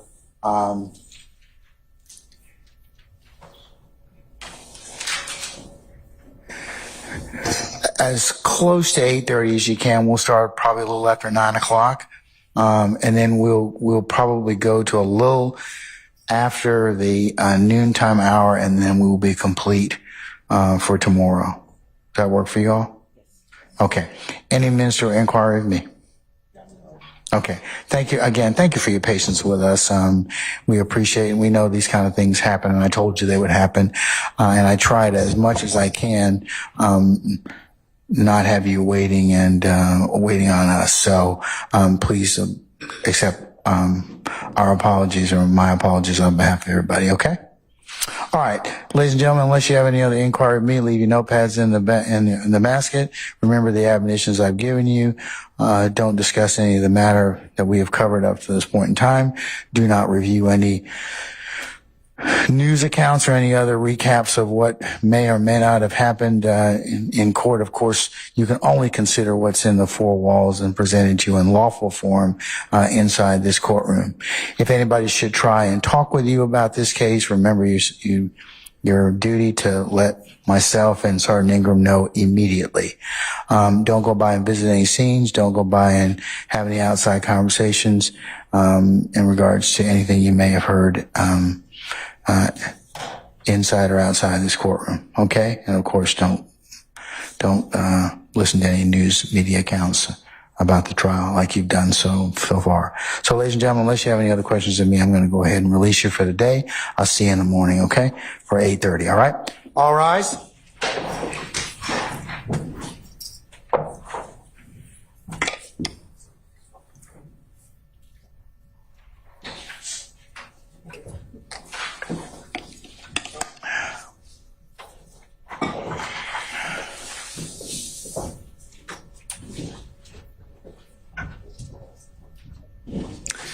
All right, ladies and gentlemen, please be seated. Our jury has left us.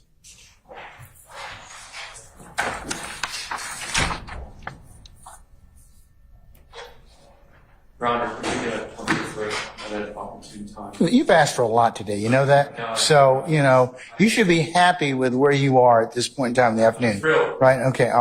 Oh, and by the way, you need to have your order done to me by the 29th since you volunteered to speak up. And yes, I will give you a comfort break.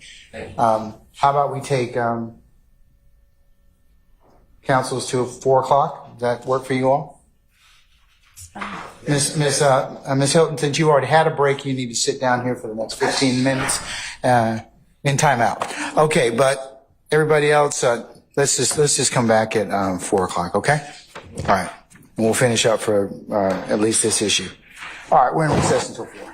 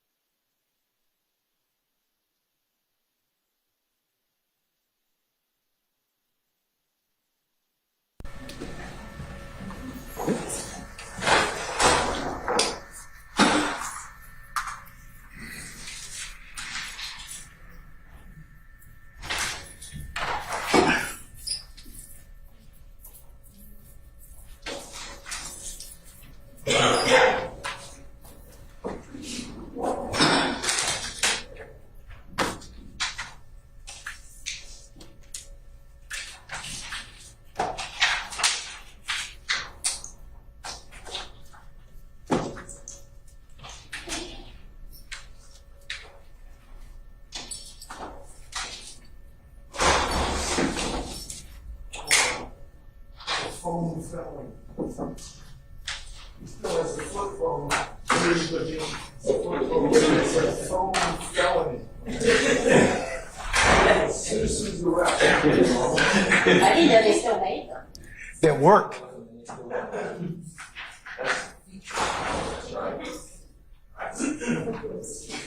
Mr. Harvey, can I see you for a second, please?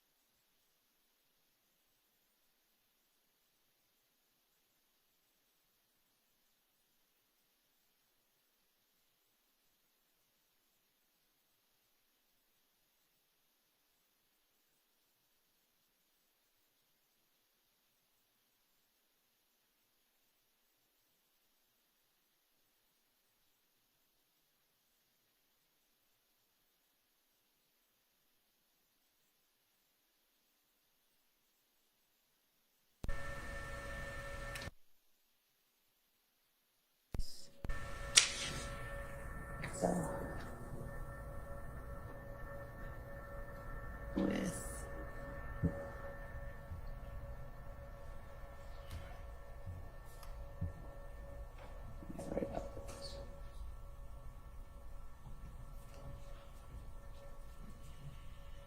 video. There.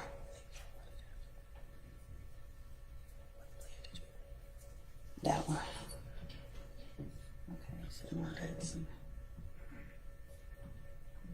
Oh, well.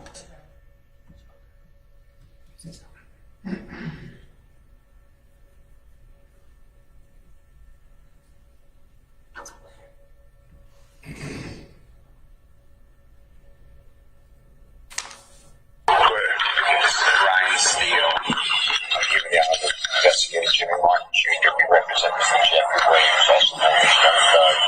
We're standing in Kroger. Look at the address. And it is approximately... Are you familiar with this Kroger? Oh, yes, on Terra Road. It's approximately 11:12 morning on Sunday, the 22nd day of January 2023. We're here with Mr. Adrian Bean. Mr. Bean, is your name spelled K-D-R-I-A-N-B-E-A-N? Yes, sir. And can we just have your phone number for the recording? 404-380-0730. The date of birth, please. 06/22/1979. And Mr. Bean, do we have permission to record this? 42 years old. Do we have permission to record the conversation? Sir. Okay. As you know, as I just said, I represent Mr. Williams, Mr. Jeffrey Williams on trial right now. Young Thug is his performing name. Jim Martin Jr. and I work together. Jim Martin Jr. is an investigator, a licensed investigator. And I just want to go over what you told us previously and make sure this is accurate. If it is not accurate, all I want, like I told you before, is the truth. That's all I want. You were in I'm not saying you were every day, but you were in a situation involving a good friend of yours, a very close person to you, named Dirty Red, with Mr. Walter Murphy and Mr. Fred Prethro, and Walter Murphy is also known as DK. I mean, it's what you told me. Is that correct? Correct. And I'm telling the date, I'm not saying you remember, but we're talking about it's the 11th day of September 2013. So September 11th, everyone knows, but it's 2013. And there's a shooting and a car that creams into a side of a laundromat. You know what I'm talking about? I'm familiar with it. Okay. Now, you were never charged with that, or you were never prosecuted for that case. Is that true? Yes, sir. We didn't ever even go through the motions on that. So, and what happened with your charge? It was... the case was dismissed. Okay. I just want to make sure. The whole case was totally dismissed. Okay. Now, I'm interested in Jeffrey Williams. Young Thug. Was he in, around, or participant, giving direction, anything involved in that event that we're talking about involving Dirty Red in September 11, 2013? No, sir. Like I explained, when, all that occurred, everything took place, they was, trying to force him in on something that he wasn't even in. Like I said, I'm not going to lie on the brother. You know what I mean? And, he wasn't with us. Young Thug was not in the car with us that day. I don't even know how his name really got mentioned. Maybe it was a lot of hype through the streets. Or, I might have was in concert and talking and said his name, but I ain't, him and Linda saying that he was with us. You know what I'm saying? And when you say that they wanted him involved in the case or whatever your words were, who is they? Detectives and other, people that was inquiring. You know what I'm saying? I don't know, discuss the neighborhood or whatever. The police?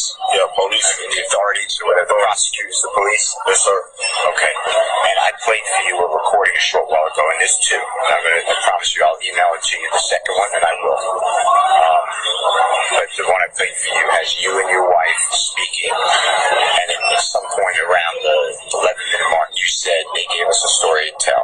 Remember hearing that? Yes, sir. And can you tell us what that meant? That they was really telling us to hey, put Doug in on this right here. You know what I mean? If you don't put him on that, you could be be facing a lot of time and all type of shit like that. You know what I mean? And who is they again? I know. At the point. Okay. And the other prosecutors and police? It was just really just him, and it was just really him I had mainly dealt with. Okay. There was a few more officers that was just around, you know what I'm saying? But we was in the hospital. You're in the what? I was in the hospital, you know what I mean, when that shit happened.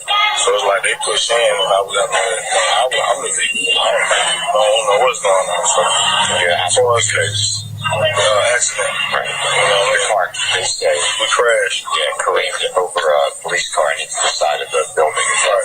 And you were driving the car. I was the driver. Okay. And they even said, so I said he was driving. You know what I mean? So The police point, you just said you got to get up. That's what he done. So it was not in the vehicle with us. did he have anything to do with it? That had nothing to do with all that. Can't no man, I'm 46 years old, can't no other man tell me what I can know what to do. Can't no other man make no other man tell no other man what they need to do. Everybody wrong. So why did you tell the police in some reporting that Jeffrey Williams was involved in this robbery because the police told you to say that so you get out of trouble? Is that the reason? Yeah. Okay. Now you're also on another jail called the one on Hunter Remote 78, 430 with Doug. But for what you say, the reason you would have a jail call with your wife and a friend of yours or whoever. Yeah, level check 1234. Level check 1234. That's because the same reason. It's just the police gave you something that the story tell you is going to save everybody. Okay. All right. I'm going to shut the recording. It's what you told us the truth because it's all I've ever asked for. That's it. All right. Did anyone promise anything right here? No, nobody probably wrote that. And Jimmy and I have been sort of investigating Martin and I've been straight with you always. Is that true? Right. And investigating Charlottesville South. I work hard trying to catch up. I work hard too. I got just not working two jobs. So I'm a worker day and night. So certified flag, certified supervisor. You know what I mean? I was doing dishwashing at night. You know what I mean? I'm real whoop. We going in 23. Anything that got something to do with court law or anything like that, I'm real whoop. It is going to come up. You did go to prison for 3 years, got 10 to do 3. Right. But I know what you explained, but just explain again what truly happened. I know you took a break. I don't even know when we went in the court. Lost perfect. I think one day we come to court and they said, case dismissed and the 50 man killed himself or something like that. So I'm not trying to, you don't got to think. No, for your other case. Well, you went to, yeah. But that had something to watch with. They ain't got to you truly went no game. Might be very But my kids, I had a whole rock. We had a 10-year-old and a 12-year-old that was choked. One of them punched in the stomach. My kids. And I went around there and got caught by myself. And I got caught up with it. And I explained to the judge what happened. The judge sentenced me to 7. and you caught up with the person that you knew. I shot both of the guys that And how one was 28 and the other was 31. They were shopping on the 10. It's not that's what I go in there. Which is my kids. So when everything that went on me, it happened to me and my kids. You know what I'm saying? It had nothing to do with all that. And then last thing, and I'm sorry that you went through that in your children. YSL. Wait, are you ever part? They say YSL's a criminal street gang. Are you ever part of a criminal street gang YSL? No, sir. Do you know Jeffrey Williams did ever commit a crime? Ever? No, sir. You only know him through his music and his reputation. Like Same I heard of. You know what I'm saying? I don't got no issue with them. I don't hang with them. We live in two different separate places. Okay, whatever. And I understand what this was put on September 11, 2013. I'm sure that had nothing to do with criminal street gang activity. Why is it? No, sir. I ain't initiated that. You know what I mean? Like I said, I don't got no tattoos, no name, no sign. Ain't on my body. And around me, period. It's okay. Work down. Is it okay if I turn the tape off unless Brian has enough evidence? I just let's announce the time. Okay, it is now 11:20 a.m. And we're going to write the coverage. Well, continue to the coverage here February 22nd, 2023. It's a big thing, no young. It's on top of me. Young girl was not in any vehicle with me. Never gave me no permission to do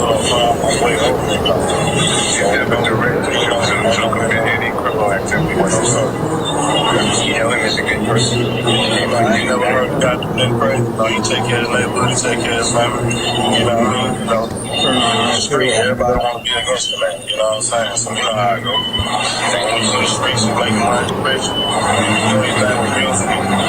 You got from floor number 3 of a place that I'm always at, apparently. A lot of reps, you know what I'm saying?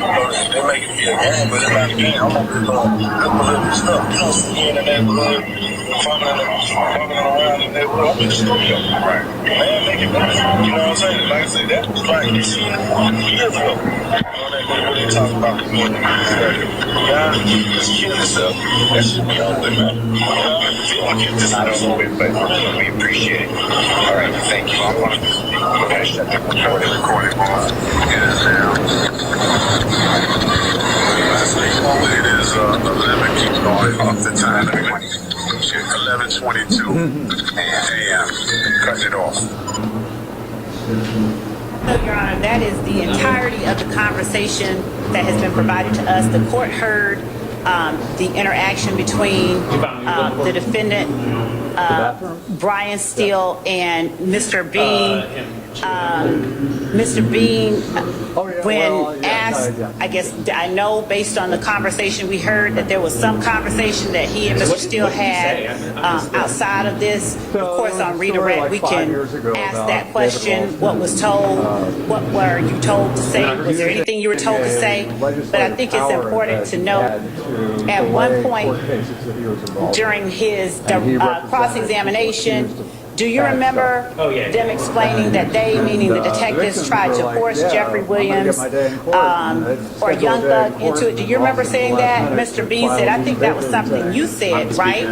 So all throughout this 10-minute recording, we hear Mr. Steele leading Mr. Bean, putting words out there, Mr. Bean acquiescing to what is being said. But the only thing regarding a statement that Mr. Bean tells Brian Steele, true or false, the only thing he says about a statement that he gave anybody was that he said, they said, they're trying to put Thug in here, and if you don't do this, you're going to be facing a lot of time and all that shit. And Brian Steele said, who is they again? Focus today was, of course, Mr. on the Bean said victims of Detective the mass Quinn. killing, but And then also Brian on Steele gun said laws no in other Georgia, prosecutors which or advocates police. say created And Adrian Bean part repeats, of the legal no, it climate was that just made it Detective possible. Quinn. In the interview with Detective Quinn starts that recording before he ever even approaches Adrian Bean. And that happens on September 17th, 2013. It totally was. That's 4 days after the incident occurred, long after Mr. Bean had been released from the hospital. And he was released from Grady detention around 6:30. And he was not put in the jail at 12 o'clock midnight on September the 12th. The first thing you hear Detective Quinn saying is something akin to, I'm Detective Quinn, have we met? And Adrian Bean never says, yeah, remember I talked to you yesterday or day before, some other time. And Adrian Bean, in his conversation with Detective Quinn back in 2013, he says, yeah, I told him at first. And the reference that he is making, based on everything that is around this conversation, is that while he was on the scene, he told them someone else was driving. Mr. Steele's question to Adrian Bean, why did you tell the detective at the hospital, Grady Hospital, on September 11, 2013, that it was not you, but your dear friend driving that Nissan vehicle? That's so wrong on so many levels. Number one, he is injecting stuff, assertions to the jury that doesn't exist, manufacturing evidence. What he should have done was ask Mr. Bean whether or not he spoke with someone at the was hospital. part of the reason that Long He can was lead him. He able can say to you spoke with the acquire detective gun at the that hospital, right? investigators say Because that's he used all that's in the in this shootings. interview He has that we pleaded have guilty between in him the and Mr. Cherokee Bean. County case. You He spoke is with the detective at the awaiting hospital, trial right? in the case And that in detective Atlanta. was We are live. Detective Capital Quinn, tonight. Back right? to you. Well, if he says, I don't know, I don't remember, then he can confront him with the inconsistent statement, which is, didn't you tell me and Investigator Martin that you talked to Detective Quinn at the hospital?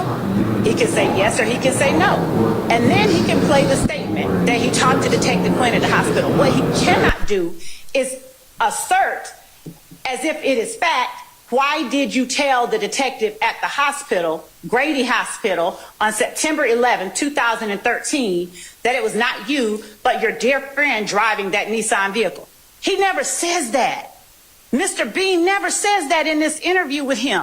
So Mr. Steele is sitting here conveying to the court as if he doesn't realize that he is impermissibly injecting facts that are not in evidence before this jury. Like what, Judge? Mr. Steele's been doing this twice, 3 times as long as a lot of us in this courtroom. He knows what he is doing, and it is disingenuous for him to suggest that he is innocently, impermissibly putting facts in front of the jury that don't exist. He says, when I object about that and say there are no facts and evidence, there will be no statement put into evidence, so object. The court asked Mr. Steele, did he make that statement? Mr. Steele refers to the court. He says, yes. And then the court asked to see it. Mr. Steele says, yes, sir.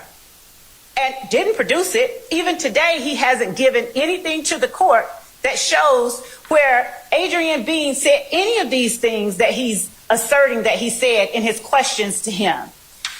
Well, I think he's given me these statements in terms of Williams, Charlie and Delta. And I will also want to say that he also... And Your Honor... Hang on. And also the radio and traffic that was played from, or at least proffered from my consideration, Williams 202 and 203, and the recorded interview of Bean and Detective Quinn. So, I mean, I think he's got some basis to ask some of these questions. Now, I would agree with you that maybe some of the questions are objectionable in terms of their form and or substance.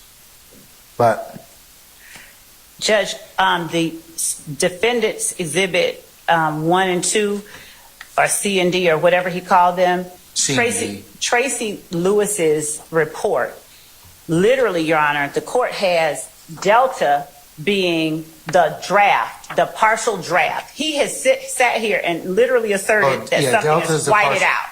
If you compare we don't know what happened to it. But Your Honor, the point is that Mr. Steele is trying to use that as a basis for impermissibly injecting before this jury speculation, conjecture, and assertions as fact in his questions to Mr. Bean. If you compare the two, it is literally the first draft of the final draft. You have Tracy Lewis writing this entire statement, which is defendant Charlie, and you can see the paragraphs are literally the same. She started it on this, and just because we gave them everything is no, I mean, just he's going to exploit it, I guess, to his game, whatever way he can do it. But Judge, it's literally Charlie is the complete report. Delta is the partial report. And the only person that Tracy Lewis speaks to in this report, and in Detective Quinn's report, he references that Tracy Lewis spoke with Walter Murphy, and she made a report of her conversation. And in his report, Detective Quinn also notes that Detective Calhoun spoke with Frederick Prothrow, and he made an audio recording of his conversation. Okay, but let's focus on what Mr. Steele has a belief of. Okay, I think that he has more than kind of tendered why it is he asks these questions now. I think that part of your objections are valid, but I think that he is more than proffered as an advocate before this court that he had a good faith basis to ask some of this. Now, you have a disagreement as to why and how, but... And Judge, that is the only disagreement that I have. I don't care if he says, did you talk to a detective at the hospital? That's the point I'm making. I don't care if he says, did you lie? I don't care if he says, did you talk to your wife on an unrecorded line? I don't care if he does that. But what he does is says, why did you tell your wife on an unrecorded line at the hospital? So that necessarily assumes a fact that is not in evidence. He's sitting here telling you, I don't know, maybe there's a statement, I don't know, the court hasn't given it to me. Now that I've heard a little more, I think that would be more appropriate. I would probably sustain that objection. It probably needs to be clarified. He did it throughout, Your Honor. He did it. There's a total of 28 times where he does something like that. Literally, he says, do you remember explaining that what you were referring to is at the hospital, that the police were telling us to lie, put thug in it, when you talked to Detective Lewis? Okay, but that's... So when he says, do you remember a thing that there's no evidence took place, he is asserting that, one, it took place, and then asking the witness improperly in front of the jury. Did he ever talk to Detective Lewis? No, that's just what I'm telling you, Your Honor. And then Mr. Steele gets here and says to you all this stuff and still never shows you anything to suggest that Adrian Bean talked to Detective Lewis. Okay. Mr. Steele, you want to respond to that? Because that's critical to me. I mean, it's critical in the sense that if there was no conversation between the two of them, then that would assume facts not in evidence. Hold on. I'm asking Mr. Steele a question now. Just hold on, Ms. Love. Okay. Your Honor, on the recording that you just heard at the beginning, the first couple of minutes, and I don't have the time in front of me, it was not shown on the screen, Mr. Bean said when he spoke with the detectives or the authorities, whatever his words are, at the hospital. That's what he says. Okay, but here's her beef. If you'd have said, who'd you talk to? And he said, I talked to the detective. Well, was it Detective Lewis? Was it Detective Quinn? Was it Detective whoever? What I think that the question assumes is he did in fact talk to Detective Lewis, and he didn't. I don't know if that's true. Well, I'm not conceding that. Well, I'm going to tell you that I haven't heard anything that would indicate that's truth. Yeah, well, That you have a good faith basis to ask that. You haven't heard anything of who he spoke with. That's my point. That's the point. But you all can't. But you two, neither one of you can proffer that. Judge. It's not proper, Mr. Steele. No. Listen. It's not. It would be a violation before me for you to put that in front of this jury. You're not letting me finish. In the September 17, 2000. You were saying to the court that you have a belief that there is another statement out there. There's not. How could you say that? Because it hasn't been brought up. If it gets brought up, then we'll correct it at that point in time. But right now, I'm going to direct you not to inquire that line. You don't have a basis to do so. Not true. Well, go ahead and make a statement and see what happens. Your Honor, listen. Go ahead and make the statement in contravention to what I've just told you, and I'm telling you that you will have some problems in front of me. I'm trying to articulate to you. You have told me everything at this point.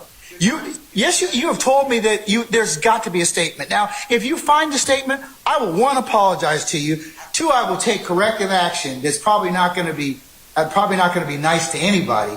But at this point, there's nothing for me to do other than if you don't have a good faith basis to do it, you can't ask the question. Your Honor, listen. There is a recording between Detective Quinn and Adrian Bean where Adrian Bean says, I lied to your... But we don't know what he lied about. He says he lied about who... He's talking about the car. But we still don't know whether or not he had a conversation with Detective Lewis. And I made it clear. It's 10 years ago. But you said you had, in your conversation with Detective Lewis, that's what you proffer. I said, or any other detective or law enforcement. Read the transcript. I made it clear. I don't know. He doesn't remember names. He says it was Detective Quinn. Also on the recording, on Sunday, January 22, 2023, Mr. Bean is the one who said this happened in the hospital. Your Honor, I'm the one complaining about I don't have the statement. I've been asking for it. This is Brady. Clearly there was a statement made. We don't, but we don't know if there's a statement. You're supposing there's a statement, okay? And there may be. And you know what I said? And you know what I said earlier? I said if there is Brady that's not disclosed, then that particular individual is going to have some problems with me. I told you that already. Or I have a lot of different remedies I can execute at that point in time. There has to be. That's why I gave you. But you can't intimate or otherwise cross over the line when you don't have the statement to back it up. Judge, I've been robbed of the statement. But we don't know where the statement is. If we find the statement or it comes up or in cross-examination, Quinn brings up and says, hey, happen to have a statement right here in my massive file. And if he does, then of course I will revisit this particular subject again. I'm saying it's been deleted. It's been destroyed. We don't know. You don't know. We don't know what happened. We don't know what happened. We had the same issue that happened earlier in this trial about a statement. We don't know whether or not it was the hack or whether or not it's intentional. Now, you can make whatever hay you want out of it. I mean, and the jury can decide for what they want to give it. But you cannot ask the question in its current form. You just can't. Your Honor, I'm not asking any questions, but you have to understand the following, please. 6 days later, Detective Quinn and Adrian Bean are on recording where Adrian Bean tells Detective Quinn, I lied. About what? I lied. About what? Who was driving the car. He gets cut off. Detective Quinn says, yeah, tell me about it. Where's that statement? That's what I've been asking for. But that doesn't still give you the latitude at this point in time to ask that question. Now, I told you, if we find out from Quinn, and I'm telling the state that if I find out that the statement exists, there's going to be a lot of unhappy people. Well, what if you don't find out it exists? I still am entitled to it. That's my whole point. Okay, but here's the thing. You've asked me for it. I've asked them. If it comes up later, or I find out it's sitting someplace that was in possession of the state, pursuant to case law and definition, then we'll have some problems. I understand, but you're asking what you have to find the statement for. I'm telling you the statement was made. It doesn't work that way, Mr. Steele. I'm sorry. It does work that way. No, it does not. Yes, it does. No, it doesn't. And you haven't presented any case law to tell me how to do that. And I'm telling you, as the judge presiding over this case, if you do that, it's misconduct. I'm not doing anything. I'm telling you right now. I don't know what you're telling me. I am telling you, you have no good faith basis at this point in time to ask that question right now, or to intimate that. I didn't ask any question. You are listening to District Attorney Love. I'm ready to cross-examine. I'm going to play the recording you just heard. This gentleman tells me on recording that he was at the hospital speaking with law enforcement. I want that. It is backed up because on recording, 6 days after the crash into that side of the building, Your Honor, Detective Quinn and Mr. Bean are talking about the statement that Mr. Bean made prior. I don't have it. And when the court asked me, well, you got to find it, or if I find it, it wasn't given over. Then we'll have some problems. Then we'll have some issues. I have some issues now. I've been begging for it. The state's supposed to give this. Let me ask, hold on, Monsieur. Okay, stop for a second. Ms. Love, have you inquired of Detective Quinn where this other statement may be? Judge, that's just it. Mr. Steele is literally manufacturing evidence. There is no other statement. I have asked whether or not there was a statement. I asked Tracy Lewis at the hospital. Let me be real clear, because he keeps conflating stuff. Adrian Bean never told Detective Quinn that he made a statement at the hospital. I have his transcript. Okay, but we don't know where he made the statement, and also he's lied. So we don't know what he lied about either.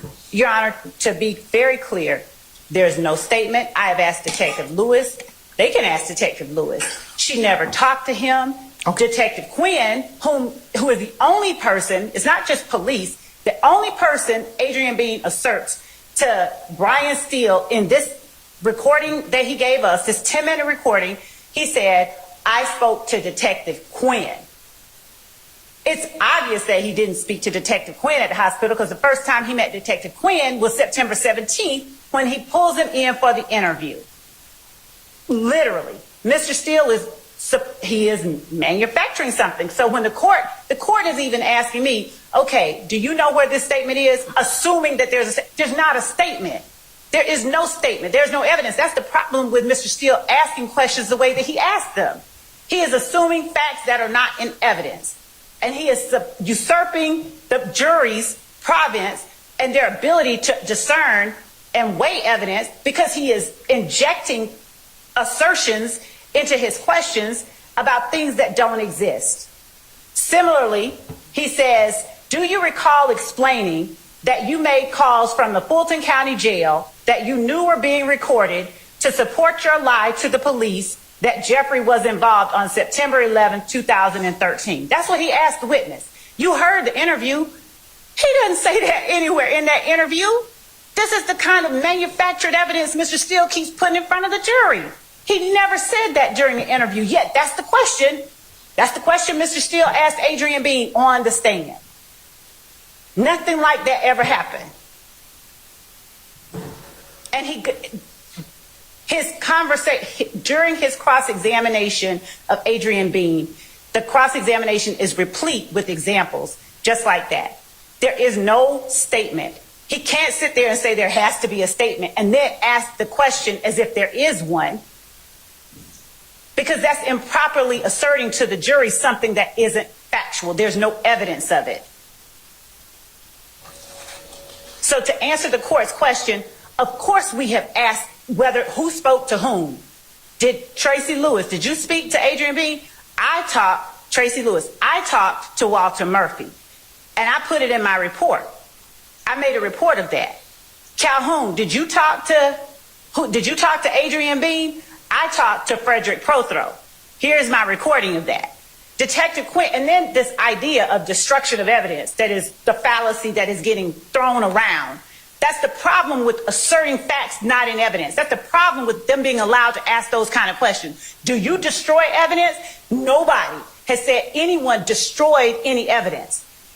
Eduardo Navarro Flores said he heard that Detective Quinn had erased the interview. Well, then why all throughout Detective Quinn's report does he refer to the lie that Eduardo told in the first place? How is that destroying evidence? But they're trying to create a narrative for the jury of things that don't exist. A narrative that somehow the state destroys evidence.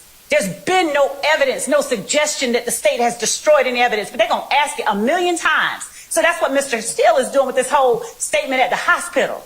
He's going to ask it a million times. So the jury's sitting there going, well, where is it? And then in the end, $100 says that he gets up there and says, they destroyed the statement from the hospital, knowing he has no evidence that one even exists. With Detective Lewis, and certainly not Detective Quinn, who is the only person Adrian Bean tells Mr. Steele, at least in the portion of the recorded interview he gave me. I don't know what else he told. I don't know what Mr. Steele told Adrian Bean. But it's obvious that he's leading him through the interview that the court heard. And even being led, Adrian Bean does not let up on his assertion about Detective Quinn. Mr. Steele tries to get him to change it. You mean somebody else, other police, no, just Detective Quinn. So this idea that he has a right to ask questions that assume things that are not in evidence, that he has not put in evidence, that he cannot expect to be put in evidence, is ludicrous. And to assert that the state is trying to hide something because he wants to taint the jury's mind, taint the fact finders with falsehoods, and somehow, I guess that's the way he wins cases. I don't know. But, Your Honor, I'm flabbergasted. The number of times he asked Adrian Bean questions that assumed facts that are not in evidence is just staggering. It's just staggering. I'm simply asking that Mr. Steele be precluded from asking those kind of questions.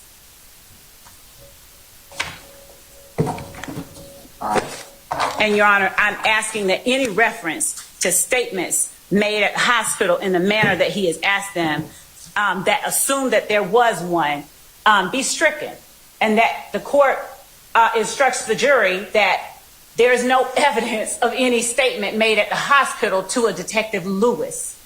And then let them weigh whether or not a statement was given to Detective Quinn. But that's not the question that Mr. Steele asked.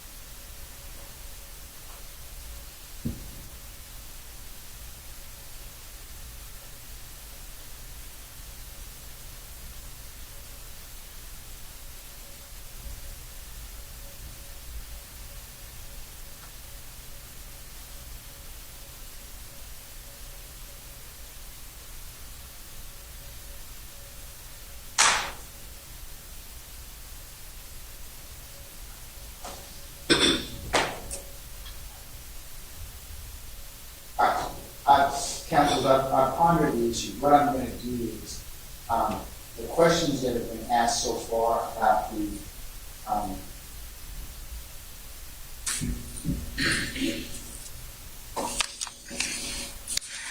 the hospital, I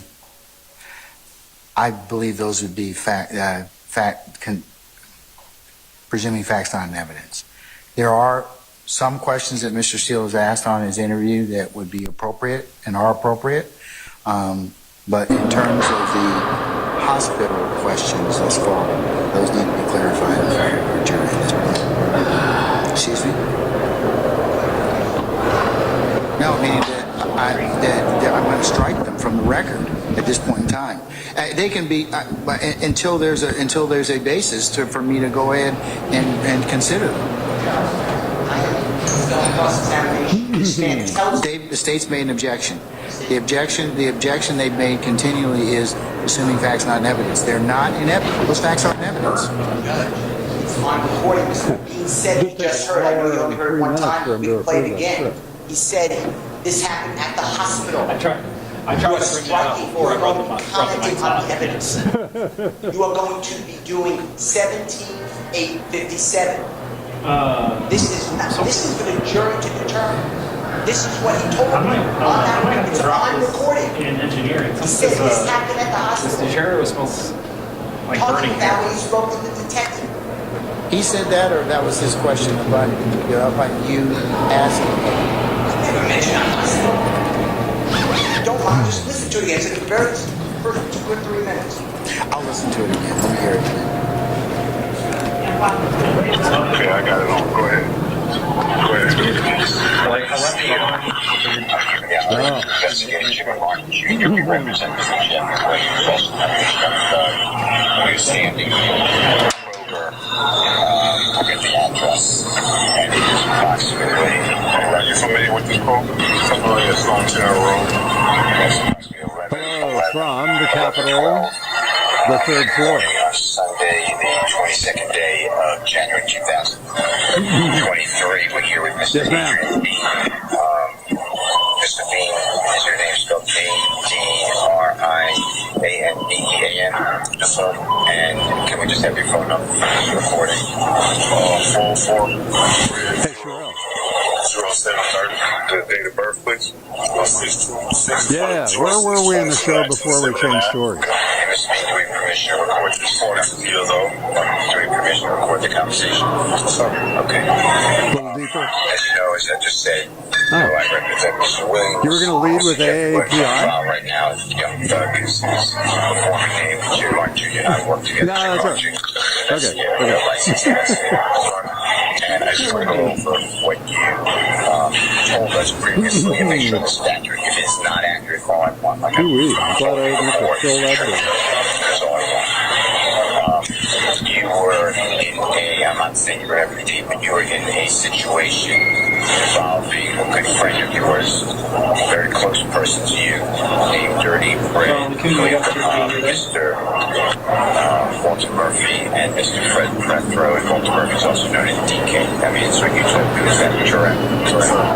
And I can tell you the date. I'm not saying you remember, but we're talking about it's the 11th day of September 2013. So September 11th, everyone knows this is 2013. And there's a shooting and a car that creeps into a side of a monument. You know what I'm talking about? Okay. Now, you were never charged with that, or you were never prosecuted for that case. Is that true?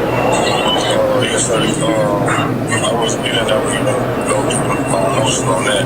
So, when you were charged, it was.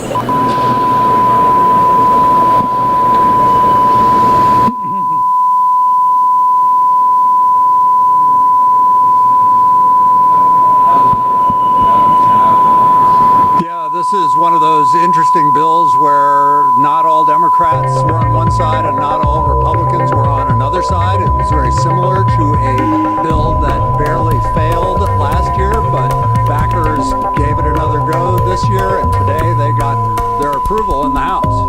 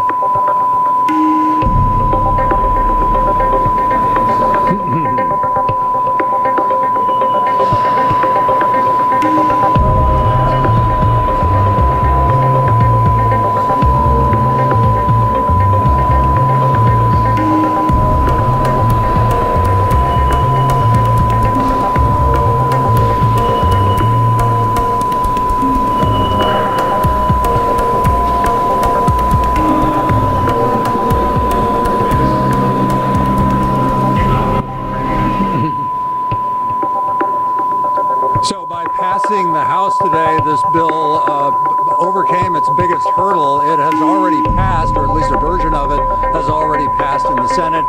Because it's a different version, it will go back to the Senate where it is expected to clear pretty easily and then go to the desk of